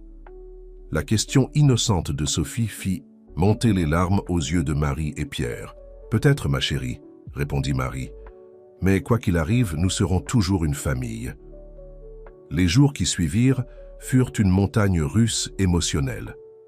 Le travail sur le projet Recommencement continuait, mais l'esprit de tous était focalisé sur l'attente des résultats du test. Finalement, l'enveloppe arriva. Pierre, Marie et Amélie se réunirent à nouveau au laboratoire. D'une main tremblante, Pierre ouvrit l'enveloppe. Ses yeux parcoururent le document, puis « C'est positif, je suis le père de Michel ». Le monde sembla s'arrêter un instant. Amélie laissa échapper un sanglot soulagé. Marie serra la main de Pierre en soutien, et Pierre regardait le petit Michel avec un mélange d'émotions. Dans le regard. « Que faisons-nous maintenant ?» demanda Amélie, sa voix chargée d'incertitude. Pierre regarda Marie, cherchant de la force dans ses yeux. Elle hocha légèrement la tête, un geste silencieux de soutien et de compréhension. « Maintenant, » commença Pierre, sa voix ferme, « nous découvrons comment faire fonctionner tout. Ça, pour le bien de Michel, pour le bien de nous tous. » En quittant le laboratoire, Pierre portant Michel dans ses bras pour la première fois, Marie réfléchissait à la façon dont la vie pouvait changer en un instant. Le projet Recommencement leur avait appris à tous l'adaptation et le dépassement de soi. Maintenant, ils faisaient face à un nouveau type de recommencement, un qui mettrait à l'épreuve les limites de leur amour, de leur compréhension et de leur capacité à pardonner. La famille Dupont s'apprêtait à embarquer dans un nouveau voyage, un que personne n'aurait pu prévoir.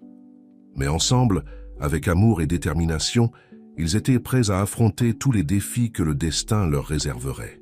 Les mois qui suivirent la découverte de la paternité de Pierre furent un tourbillon d'émotions et d'ajustements pour tous les concernés. Le manoir Dupont, autrefois un havre de paix, bouillonnait maintenant de nouvelles dynamiques et de défis. Marie, faisant preuve d'une force et d'une compréhension admirables, fut la première à suggérer qu'Amélie et Michel s'installent dans l'une des maisons d'hôtes de la propriété. Ce sera plus facile pour Pierre de connaître son fils et pour nous tous de nous adapter à cette nouvelle réalité, argua-t-elle. La décision ne fut facile pour personne. Sophie, initialement enthousiasmée par l'idée d'un frère, luttait maintenant contre des sentiments confus de jalousie et d'insécurité. Amélie, quant à elle, se sentait déplacée et coupable de toute la situation.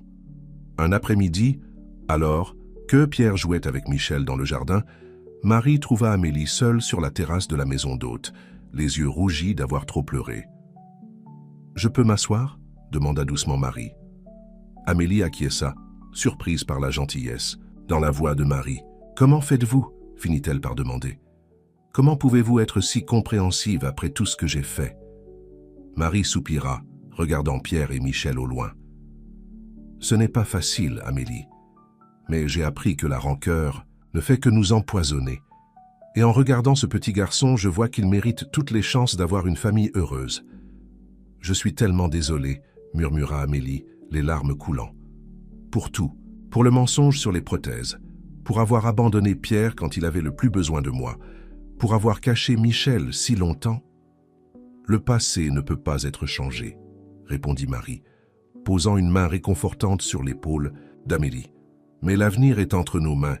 Pour Michel, pour Sophie, pour nous tous, nous devons trouver un moyen d'aller de l'avant. Cette conversation marqua un tournant. Lentement, jour après jour, tout le monde commença à faire des efforts pour créer une nouvelle dynamique familiale.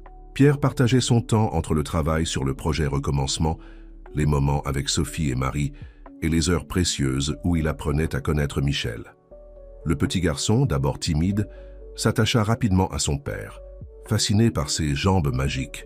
Sophie, avec la sagesse que seuls les enfants possèdent, fut celle qui brisa vraiment les barrières. Un après-midi, elle apparut à la maison d'hôte avec ses jouets préférés. « Michel veut jouer avec moi ?» demanda-t-elle timidement. Le sourire sur le visage du petit garçon fut la réponse dont tout le monde avait besoin. Bientôt, les rires des deux enfants résonnèrent dans le jardin, une mélodie qui réchauffait le cœur de tous les adultes. Pendant ce temps, le projet Recommencement continuait à croître. Marie, inspirée par les défis personnels qu'il affrontait, commença à développer un nouveau programme axé sur le soutien psychologique pour les familles touchées par des changements physiques soudains. « Ce ne sont pas seulement les corps qui ont besoin de s'adapter », expliquait-elle lors d'une réunion.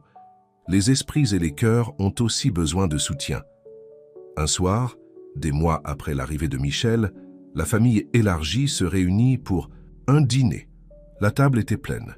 Pierre, Marie, Sophie, Amélie, Michel et même Antoine, le père de Marie, qui était maintenant une présence constante dans la vie de sa fille et de ses petits-enfants.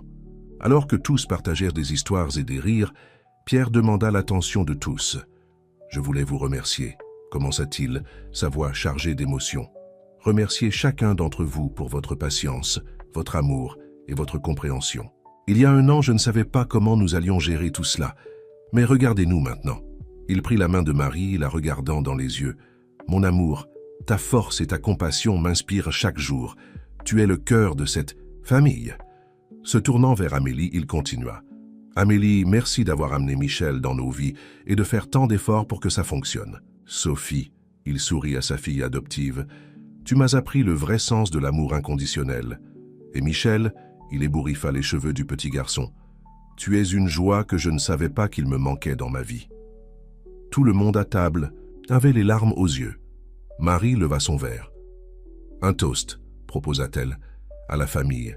Pas celle que nous avions prévue, mais celle que le destin nous a donnée, et qui est plus parfaite que nous n'aurions pu l'imaginer. » Les verres tintèrent, scellant un moment d'union et d'amour. Le projet Recommencement avait donné à Pierre de nouvelles jambes, mais l'amour et la compréhension de tous ceux présents avaient donné à chacun d'eux un nouveau cœur, capable de pardonner, d'aimer et de recommencer. Alors que la nuit avançait avec Sophie et Michel endormis sur le canapé et les adultes discutant doucement sur la terrasse, il était clair que cette famille, dans toute sa complexité et son imperfection, avait trouvé sa propre façon de recommencer. Et c'était plus beau que quiconque aurait pu l'imaginer. 5 ans s'étaient écoulés depuis ce dîner qui avait scellé l'union de la famille Dupont dans sa nouvelle configuration. Le projet Recommencement était devenu un phénomène mondial, avec des centres de recherche et d'adaptation répandus dans divers pays. Pierre et Marie étaient souvent invités à des conférences internationales, partageant non seulement leur expertise technique, mais aussi leur incroyable parcours personnel. Par un dimanche matin ensoleillé, le manoir Dupont était en effervescence. C'était le jour de la grande fête d'anniversaire des 15 ans de Sophie. Le jardin était décoré de fleurs et de ballons, et une élégante tente abritait des tables remplies de gourmandises. Marie aidait Sophie avec les dernières retouches de sa robe quand l'adolescente devint soudainement sérieuse. « Maman, commença-t-elle hésitante, tu penses qu'un jour je pourrais faire quelque chose d'aussi important que le projet Recommencement ?» Marie sourit, arrangeant une mèche de cheveux de sa fille. « Sophie, ma chérie, tu fais déjà quelque chose, d'incroyable tous les jours. »« Comment ça ?» demanda la jeune fille, confuse. « Tu as été la première à accepter Michel comme ton frère, tu te souviens. Ton amour et ta compréhension ont aidé à unir cette famille. C'est aussi important que n'importe quelle avancée technologique. » Sophie serra sa mère dans ses bras, émue. « Merci, maman, je vous aime, vous tous. » En bas, Pierre supervisait les derniers préparatifs avec Michel, maintenant âgé de 7 ans, comme son petit assistant. « Papa, » appela Michel, « quand je serai grand, je veux faire des jambes magiques comme les tiennes. » Pierre rit, prenant son fils dans ses bras. « Vraiment? Et pourquoi? » « Parce que je veux aider les gens à être heureux, comme toi et maman Marie le faites. » Le cœur de Pierre se remplit de fierté et d'émotion. C'était incroyable de voir comment les enfants avaient absorbé les valeurs du projet Recommencement, les transformant en leur propre mission de vie. La fête fut un succès. Des amis, de la famille et même quelques bénéficiaires du projet Recommencement vinrent célébrer Sophie. Amélie, qui travaillait maintenant dans les relations publiques du projet, aidait à accueillir les invités, avec un sourire sincère. Pendant la fête, Pierre monta sur la petite scène installée dans le jardin pour faire un discours. « Aujourd'hui, commença-t-il, nous ne célébrons pas seulement les 15 ans de notre chère Sophie, nous célébrons un voyage incroyable d'amour, de pardon et de recommencement. Il y a quelques années, je pensais que ma vie était finie. Aujourd'hui, je vois qu'elle ne faisait que commencer. » Il fit une pause, regardant avec affection sa famille. Le projet Recommencement est né du génie et de la compassion de Marie, a grandi avec le soutien de chacun d'entre vous et continue de s'épanouir grâce à l'amour qui nous unit. Sophie, Michel, vous êtes l'avenir de cet héritage. Un héritage non seulement de technologie mais d'espoir et d'amour inconditionnel. Les paroles de Pierre émurent tout le monde. Marie, les larmes aux yeux, le rejoignit sur scène, amenant Sophie et Michel. « La famille, dit Marie au micro, ce n'est pas seulement celle dans laquelle on est, mais celle qu'on choisit de construire chaque jour. Merci à vous tous de faire partie de la nôtre. » La fête se poursuivit tard dans la nuit, avec de la musique, de la danse et beaucoup de joie.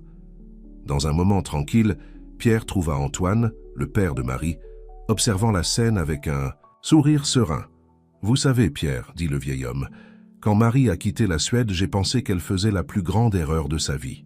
Mais regardez tout ça. Elle n'a pas seulement réalisé son potentiel professionnel, elle a aussi construit une famille merveilleuse. Merci de rendre ma fille si heureuse. » Pierre serra son beau-père dans ses bras, ému.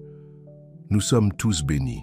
Antoine, chaque défi nous a rendus plus forts et plus unis. » Alors que la nuit avançait, Pierre et Marie trouvèrent un moment pour être seuls, observant la fête de loin. « Tu aurais imaginé ?» demanda Marie, s'appuyant contre la poitrine de Pierre. « Que cette femme de ménage timide et ce millionnaire amer iraient ainsi loin ?» Pierre rit doucement, embrassant le sommet de la tête de Marie. « Non, mais je suis éternellement reconnaissant pour chaque étape de ce voyage. Tu m'as donné bien plus que de nouvelles jambes, Marie. Tu m'as donné une nouvelle vie. » Le couple observa Sophie et Michel danser joyeusement avec leurs amis, Amélie riant dans une conversation animée avec d'autres invités, et Antoine enseignant quelques pas de danse à l'un des enfants bénéficiaires du projet. À ce moment-là, il devint clair que le véritable héritage du projet Recommencement ne résidait pas seulement dans les prothèses révolutionnaires ou les avancées technologiques. Il était là, dans cette famille improbable, dans ces vies transformées, dans cet amour qui avait surmonté toutes les barrières. Et tandis que la fête continuait, célébrant non seulement l'anniversaire de Sophie, mais chaque recommencement qui les avait amenés jusque-là, Pierre et Marie savaient que peu importe ce que l'avenir leur réserverait, ils l'affronteraient ensemble, avec amour, compréhension et la certitude qu'il y aurait toujours une chance de recommencer. 10 ans s'étaient écoulés depuis la fête des 15 ans de Sophie et le monde avait considérablement changé. Le projet Recommencement, autrefois une initiative révolutionnaire, était maintenant un nom familier dans le monde entier. Les prothèses biomécaniques développées par Marie et son équipe n'étaient plus l'exception, mais la norme pour des millions de personnes à travers le globe. Pierre, maintenant âgé de 60 ans, les cheveux complètement gris, mais avec les mêmes yeux, pleins de détermination, observait la ville de Paris du haut du nouveau siège du projet Recommencement. Le gratte-ciel de 50 étages, tout en verre et en acier, était un témoignage du succès qu'ils avaient atteint. « Incroyable, n'est-ce pas ?» dit une voix familière derrière lui. C'était Marie, maintenant âgée de 55 ans. Quelques rides, d'expression marquant son visage, mais avec le même éclat dans les yeux dont Pierre était tombé amoureux il y a si longtemps. « Parfois, je n'arrive toujours pas à y croire, » répondit Pierre, attirant sa femme près de lui. « Je me souviens quand tout cela a commencé dans un sous-sol poussiéreux. » Marie rit, s'appuyant contre la poitrine de son mari. « Et maintenant, nous sommes sur le point de lancer la plus grande innovation depuis les premières prothèses. » Le couple faisait référence au projet Synapse, une technologie révolutionnaire qui promettait de créer une interface neurale directe entre le cerveau humain et les prothèses, permettant un contrôle encore plus précis et naturel des membres artificiels.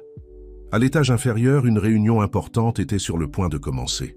Sophie, maintenant âgée de 25 ans et fraîchement diplômée en ingénierie biomédicale, dirigeait l'équipe de développement du projet Synapse. Michel, 17 ans, était à ses côtés en tant que stagiaire, impatient de suivre les traces de sa sœur et de ses parents. « Nerveuse ?»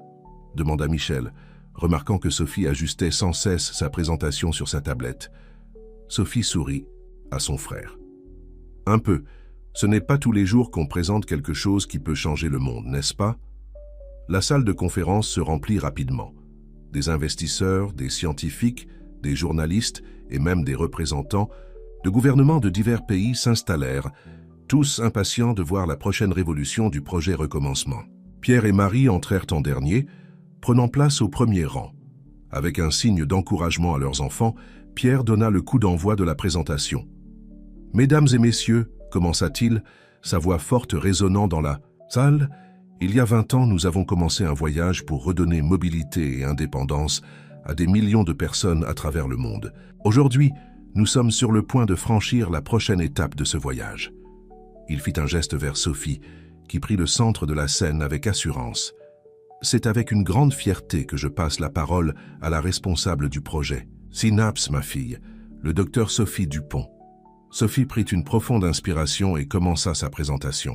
Avec éloquence et passion, elle expliqua les détails du projet Synapse, montrant des simulations et des résultats préliminaires qui laissèrent l'auditoire bouche bée. « Imaginez, dit-elle, ses yeux brillants d'enthousiasme, des prothèses qui ne se contentent pas de bouger comme des membres naturels, mais qui peuvent sentir. La chaleur, le froid, la texture, la pression. Imaginez redonner non seulement la mobilité, mais le toucher aux gens. » La présentation se poursuivit pendant plus de 2 heures, Sophie et son équipe répondant aux questions et faisant des démonstrations de prototypes. À la fin, la salle explosa en applaudissements. Il était clair pour tous les présents qu'ils assistaient au début d'une nouvelle ère dans la médecine et la technologie d'assistance. Alors que les invités se dispersaient, commentant avec animation ce qu'ils avaient vu, Pierre et Marie s'approchèrent de leurs enfants. « Nous sommes si fiers de vous, » dit Marie, embrassant Sophie et Michel. Pierre, les larmes aux yeux, ajouta « Vous emmenez le projet Recommencement au-delà de ce que nous n'avions jamais rêvé. » La famille partagea un moment d'étreinte et de sourire, consciente qu'elle se trouvait au seuil de quelque chose d'extraordinaire. Plus tard dans la soirée, à la maison, Pierre trouva Marie sur la terrasse, regardant pensivement les lumières de la ville. « À quoi penses-tu » demanda-t-il, l'enveloppant dans ses bras. Marie soupira, un mélange de bonheur et de nostalgie dans sa voix. À la façon dont tout a commencé, à comment un terrible accident a fini par nous unir et créer quelque chose de bien plus grand que nous-mêmes. Pierre acquiesça, comprenant parfaitement. C'est incroyable comme la vie fonctionne, n'est-ce pas? Qui aurait dit que cette femme de ménage timide et cet entrepreneur amer deviendraient ça? Ils rirent ensemble, se remémorant les premiers jours de leur voyage. Le bruit de pas interrompit le moment, et Sophie et Michel les rejoignirent sur la terrasse. « Alors, commença Michel, un sourire malicieux sur son visage, quand allez-vous prendre votre retraite et nous laisser prendre les commandes ?» Sophie donna un coup de joueur à son frère. « Ne sois pas bête, nous avons encore beaucoup à apprendre d'eux. » Pierre regarda Marie, une communication silencieuse passant entre eux. « En fait, dit-il se tournant vers les enfants, votre mère et moi y avons beaucoup pensé. Le projet recommencement a toujours consisté à donner aux gens une seconde chance, continua Marie. Peut-être est-il temps que nous vous donnions cette chance de mener la voie vers l'avenir. Sophie et Michel restèrent bouche bée, réalisant lentement ce que leurs parents proposaient. Mais, balbutia Sophie, vous êtes le projet recommencement. Nous ne pouvons pas simplement... Pierre leva la main, l'interrompant gentiment. Le projet recommencement est plus grand que n'importe lequel d'entre nous. Il l'a toujours été. Et maintenant, il est temps qu'il évolue avec la prochaine génération. La famille passa le reste de la soirée à discuter de l'avenir, planifiant la transition et partageant leurs espoirs et leurs rêves pour ce qui allait venir. C'était le début d'un nouveau chapitre, pas seulement pour le projet recommencement, mais pour chacun d'entre eux. Alors que la nuit avançait, Pierre et Marie observèrent leurs enfants avec fierté, sachant que l'héritage qu'ils avaient construit était entre de bonnes mains. Le projet recommencement continuerait à donner espoir et nouvelles chances à des millions de personnes évoluant et s'adaptant, tout comme ils l'avaient fait tout au long de leur vie. Et ainsi, sous le ciel étoilé de Paris, une famille unie par l'amour, l'adversité et le désir de faire la différence se préparait pour un nouveau recommencement. L'avenir était brillant, plein de possibilités, et ils étaient prêts à l'affronter ensemble, comme ils l'avaient toujours fait. L'année était 2045, et le monde faisait face à une crise sans précédent. Une pandémie mondiale, bien plus grave que toutes celles connues auparavant, avait laissé des millions de personnes avec de graves séquelles neurologiques, affectant leur mobilité et leur coordination motrice. Le projet recommencement, maintenant, dirigé par Sophie et Michel, était en première ligne dans la lutte contre cette nouvelle menace. Sophie, à 30 ans, était devenue une figure éminente de la communauté scientifique internationale. Son travail sur le projet Synapse avait évolué pour inclure non seulement des prothèses, mais aussi des implants neuronaux capables de restaurer les fonctions motrices perdues à cause de la maladie. Michel, 22 ans, dirigeait la division logistique et distribution du projet, s'assurant que la technologie atteigne les plus nécessiteux, même dans les zones reculées et les pays en développement. Pierre et Marie, bien qu'officiellement retraités, restèrent des consultants actifs, offrant conseils et soutien chaque fois que nécessaire. Un matin tendu, la famille Dupont se réunit dans la salle de conférence principale du Centre de recherches avancées du projet Recommencement. Des hologrammes de scientifiques et de dirigeants mondiaux clignotaient autour de la table, chacun apportant des mises à jour alarmantes sur la progression de la pandémie. La situation en Afrique subsaharienne est critique, rapporta un représentant de l'OMS. Des millions de personnes perdent la capacité de marcher et les systèmes de santé locaux s'effondrent. Sophie fronça les sourcils, ses doigts dansant sur le clavier holographique devant elle. Nous travaillons 24 heures sur 24 pour adapter le projet Synapse à cette nouvelle demande. Le problème est que chaque cas semble unique. Le virus affecte le système nerveux de manière imprévisible. Michel intervint, sa voix chargée d'inquiétude. Et même si nous trouvons une solution, comment allons-nous la distribuer à l'échelle mondiale? Nos lignes de production sont déjà à la limite. Pierre, observant l'interaction, ressentit un mélange de fierté et d'appréhension. Ses enfants faisaient face à des défis que lui et Marie n'auraient jamais pu imaginer lorsqu'ils avaient lancé le projet Recommencement. Peut-être, commença-t-il, attirant l'attention de tous, est-il temps de repenser notre approche? Nous ne pouvons plus dépendre uniquement de solutions centralisées. Marie acquiesça, comprenant immédiatement où son mari voulait en venir. Décentralisation. Nous devons permettre aux communautés locales de produire et d'adapter nos technologies. Les yeux de Sophie s'illuminèrent. Bien sûr, nous pouvons développer des unités de fabrication portables, une sorte d'imprimante 3D avancée, capable de produire des prothèses et des implants personnalisés sur place. Et nous pouvons former des équipes locales à distance, ajouta Michel, l'enthousiasme grandissant dans sa voix. en utilisant la réalité virtuelle et l'intelligence artificielle pour guider le processus d'adaptation et d'implantation. La salle explosa en un brainstorming. Dans les jours et les semaines qui suivirent, le projet Recommencement subit une transformation radicale. L'initiative Recommencement local fut lancée, avec des unités de production envoyées aux 4 coins du monde. Sophie dirigea le développement d'une nouvelle génération d'implants neuronaux capables de s'adapter dynamiquement aux changements causés par le virus dans le système nerveux des patients. Michel révolutionna la logistique, utilisant des drones et des véhicules autonomes pour apporter la technologie même dans les zones les plus reculées. Pierre et Marie, bien que n'étant plus en première ligne, étaient une source constante d'inspiration et de sagesse. Leurs expériences passées, affrontant des défis apparemment insurmontables, servaient de phare d'espoir dans les moments les plus sombres. 1 an après le début de la crise, les premiers résultats commencèrent à apparaître. Lors d'une visioconférence mondiale, Sophie présenta des données montrant une réduction significative des séquelles permanentes de la maladie dans les zones où le recommencement local avait été mis en place. « Nous ne traitons pas seulement les symptômes », expliqua-t-elle, sa voix pleine d'émotion. « Nous donnons aux communautés entières les moyens de se reconstruire, de recommencer. » Michel compléta « Chaque unité de production que nous envoyons devient un centre d'espoir. Les gens ne reçoivent pas seulement de l'aide, ils apprennent à s'aider eux-mêmes et à aider les autres. » La conférence se termina par des applaudissements virtuels, les dirigeants mondiaux promettant plus de soutien et de ressources pour étendre le programme. Ce soir-là, la famille Dupont se réunit pour un dîner de célébration. Amélie, qui était devenue une figure maternelle pour Sophie et Michel au fil des ans, avait préparé un repas spécial. Pendant qu'ils savourèrent la nourriture, Pierre leva son verre. « Un toast », commença-t-il, regardant avec fierté chaque membre de sa famille, « au recommencement, à ceux que nous avons vécus et à ceux qui sont encore à venir. » Marie ajouta des larmes de joie dans les yeux, et à la famille que nous avons construite. Pas seulement nous, mais chaque personne dont nous avons touché la vie au cours de ce voyage incroyable. Sophie et Michel échangèrent des regards émus. « À vous, » dit Sophie, sa voix étranglée, « pour nous avoir appris que le véritable but de la science est de servir l'humanité. Et pour nous avoir montré, compléta Michel, que l'amour et la compassion sont les outils les plus puissants que nous ayons pour changer le monde. » Alors que la soirée avançait, la famille partagea des histoires, des rires et des rêves pour l'avenir.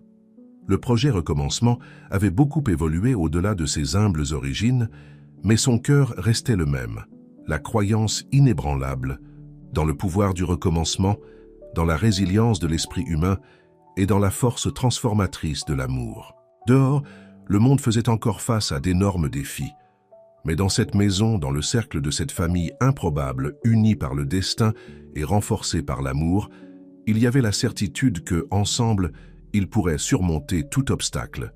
Et ainsi, tandis que la ville de Paris brillait au loin, la famille Dupont se préparait pour un nouveau chapitre de son extraordinaire voyage, prête à affronter tout ce que l'avenir lui réserverait, toujours avec espoir, courage et par-dessus tout, amour. L'année était 2055. Une décennie après la crise mondiale qui avait failli dévaster l'humanité. Le projet Recommencement, sous la direction visionnaire de Sophie et Michel, n'avait pas seulement aidé à surmonter cette crise, mais avait également élargi ses horizons d'une manière que personne n'aurait pu prévoir. La colonisation de Mars était en plein essor, avec des milliers de personnes vivant dans des dômes géants à la surface de la planète rouge. Et partout où l'humanité allait, le projet Recommencement la suivait. Sophie, maintenant âgée, de 40 ans, était à la tête de l'initiative la plus ambitieuse du projet à ce jour. Adapter la technologie Synapse aux conditions uniques de Mars. La gravité réduite et les radiations intenses présentaient des défis totalement nouveaux pour les prothèses et les implants neuronaux. Michel, 32 ans, coordonnait la logistique interplanétaire, s'assurant que les fournitures et l'équipement arrivaient régulièrement aux colonies martiennes. Son travail était crucial non seulement pour le projet Recommencement, mais pour toute la mission de colonisation. Un matin terrestre, qui était midi martien, la famille Dupont se réunit pour une visioconférence interplanétaire. Sophie et Michel étaient sur Terre, au quartier général du projet Recommencement à Paris.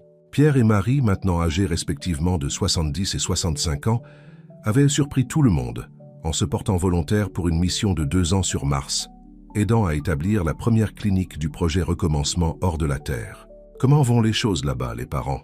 demanda Sophie, ajustant l'image holographique qui clignotait occasionnellement en raison du délai de transmission.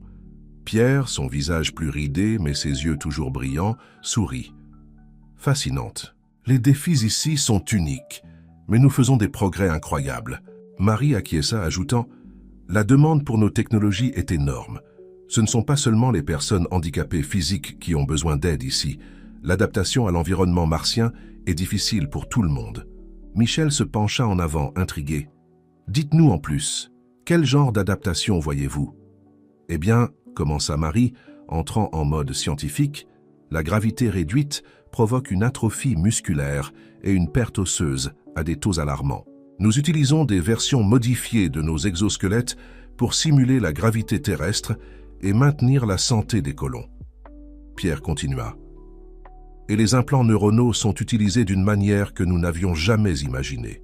Nous aidons les gens à s'adapter au changement du cycle circadien, à améliorer leur perception spatiale dans un environnement étranger, et même à augmenter leur résistance aux radiations. » Sophie absorbait chaque mot, son esprit travaillant déjà sur de nouvelles idées et possibilités. « C'est incroyable. Nous pouvons utiliser ces données pour améliorer nos technologies sur Terre aussi. » « Et ce n'est pas tout, » ajouta Marie, une lueur d'excitation dans les yeux. « Nous voyons des applications potentielles pour l'exploration spatiale profonde. Imaginez des astronautes avec des implants neuronaux qui leur permettent d'hiberner pendant de longs voyages interstellaires. » La conversation se poursuivit pendant des heures, la famille partageant des idées, des défis et des rêves pour l'avenir. Lorsqu'ils se dirent enfin au revoir avec la promesse d'un nouvel appel bientôt, Sophie et Michel restèrent silencieux un moment, assimilant tout ce qu'ils avaient entendu. « C'est incroyable, n'est-ce pas ?» dit finalement Michel. « Nous avons commencé par aider les gens à marcher à nouveau, et maintenant nous atteignons littéralement les étoiles. » Sophie acquiesça, un sourire pensif sur son visage. « Tu sais ce qui est le plus incroyable?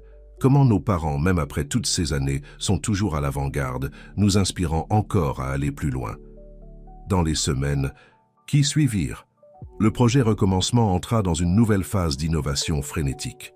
Des équipes sur Terre et sur Mars travaillaient ensemble, développant des technologies qui brouillaient les frontières entre réadaptation médicale et amélioration humaine. Un jour, alors que Sophie travaillait dans son laboratoire, testant un nouveau prototype d'implant neuronal conçu pour les conditions martiennes, elle reçut une notification urgente.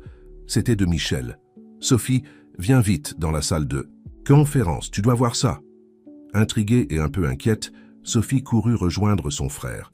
En entrant dans la salle, elle vit Michel debout devant un immense écran, son visage mêlant choc et émerveillement. « Que se passe-t-il? Qu'est-il arrivé ?» demanda Sophie essoufflée. Michel se tourna vers elle, les yeux écarquillés. « Nous venons de recevoir une transmission d'une sonde sur les lunes de Jupiter. Sophie, ils ont trouvé des signes de vie microbienne. » Sophie resta bouche bée, l'ampleur de la découverte s'imposant lentement à elle. « Mon Dieu, ça change tout. » « Et ce n'est pas tout, » continua Michel, sa voix tremblant d'excitation. « La NASA et l'ESA prévoient une mission habitée pour enquêter. Et devine qui ils veulent impliquer. » Sophie n'eut pas besoin de deviner. Elle savait que le projet Recommencement, avec son expertise en adaptation humaine aux environnements extraterrestres, serait crucial pour une mission de cette envergure. Ce soir-là, lors d'un appel d'urgence avec leurs parents sur Mars, la famille Dupont discuta des implications de cette découverte monumentale et du rôle que le projet Recommencement pourrait jouer. « C'est incroyable, » dit Pierre, sa voix pleine d'admiration. « Quand j'ai commencé ce projet, je n'aurais jamais imaginé que nous irions si loin. » Marie sourit, prenant la main de son mari. « Mais c'est exactement ce que nous avons toujours fait, n'est-ce pas? Aider l'humanité à faire le prochain pas, peu importe à quel point il semble impossible. » Sophie et Michel échangèrent des regards déterminés. « Alors, qu'en pensez-vous » demanda Sophie. « Sommes-nous prêts à emmener le projet Recommencement au-delà de Mars ?» La réponse fut unanime et enthousiaste. Le projet Recommencement s'apprêtait à se lancer dans son aventure la plus audacieuse à ce jour, apportant espoir et innovation aux frontières les plus lointaines du système solaire. Alors que l'appel se terminait, et que Sophie et Michel commençaient à planifier les prochaines étapes, tous deux ressentirent un mélange d'excitation et de gratitude.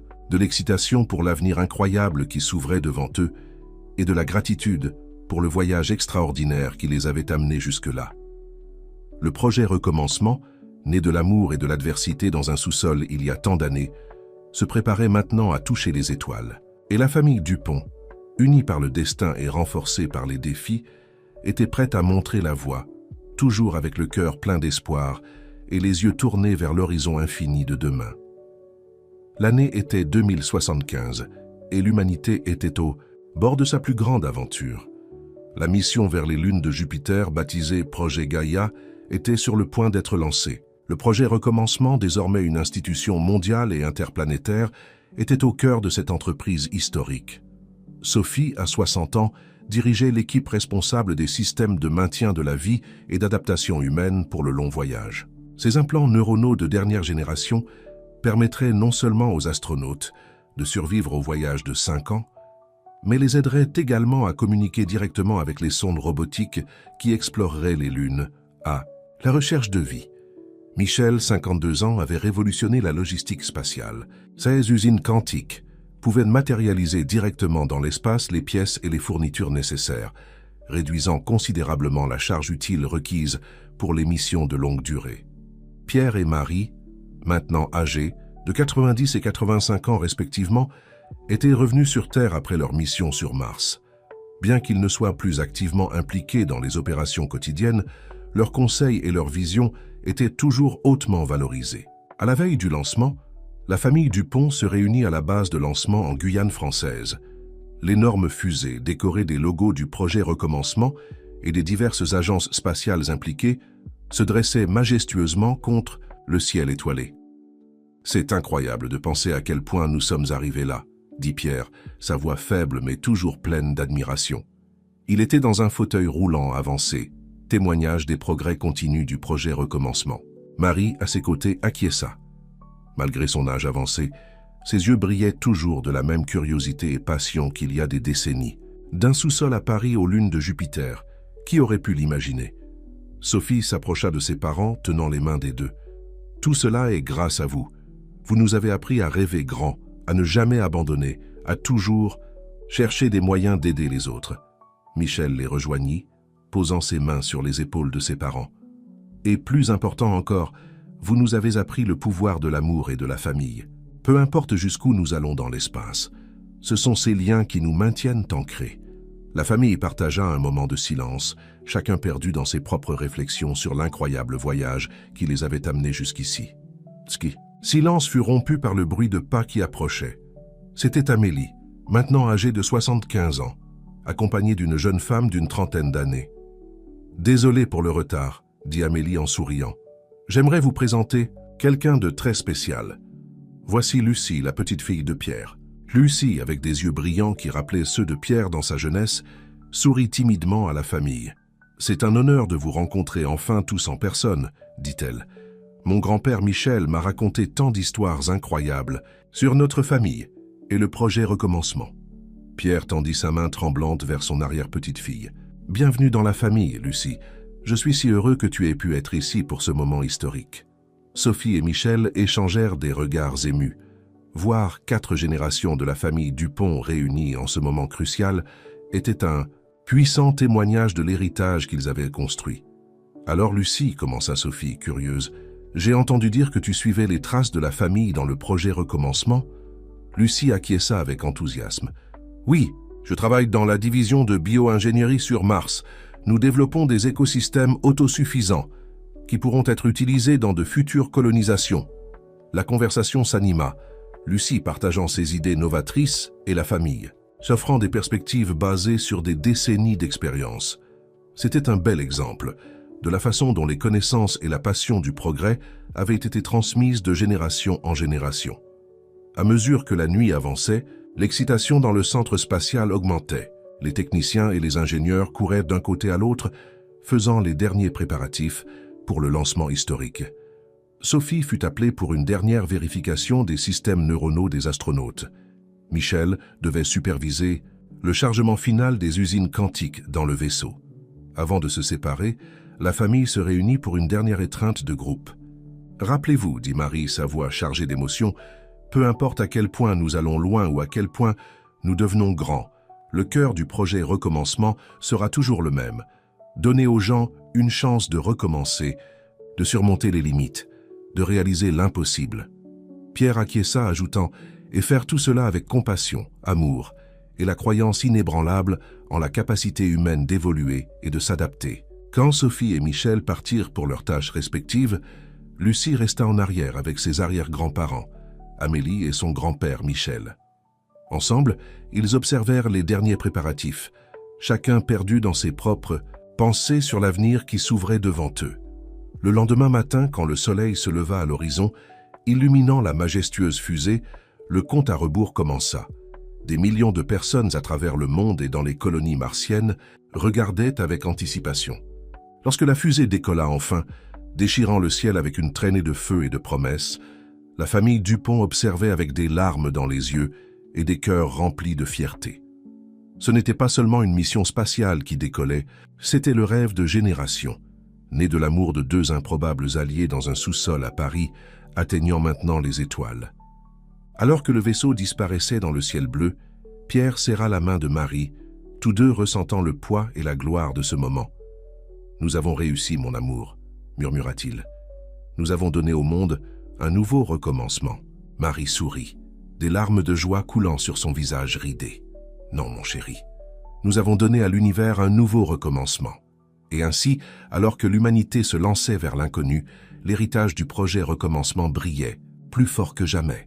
Un témoignage du pouvoir de l'amour, de la persévérance et de la croyance inébranlable que, peu importe à quel point le présent peut sembler sombre, il y a toujours de l'espoir pour un nouveau lendemain.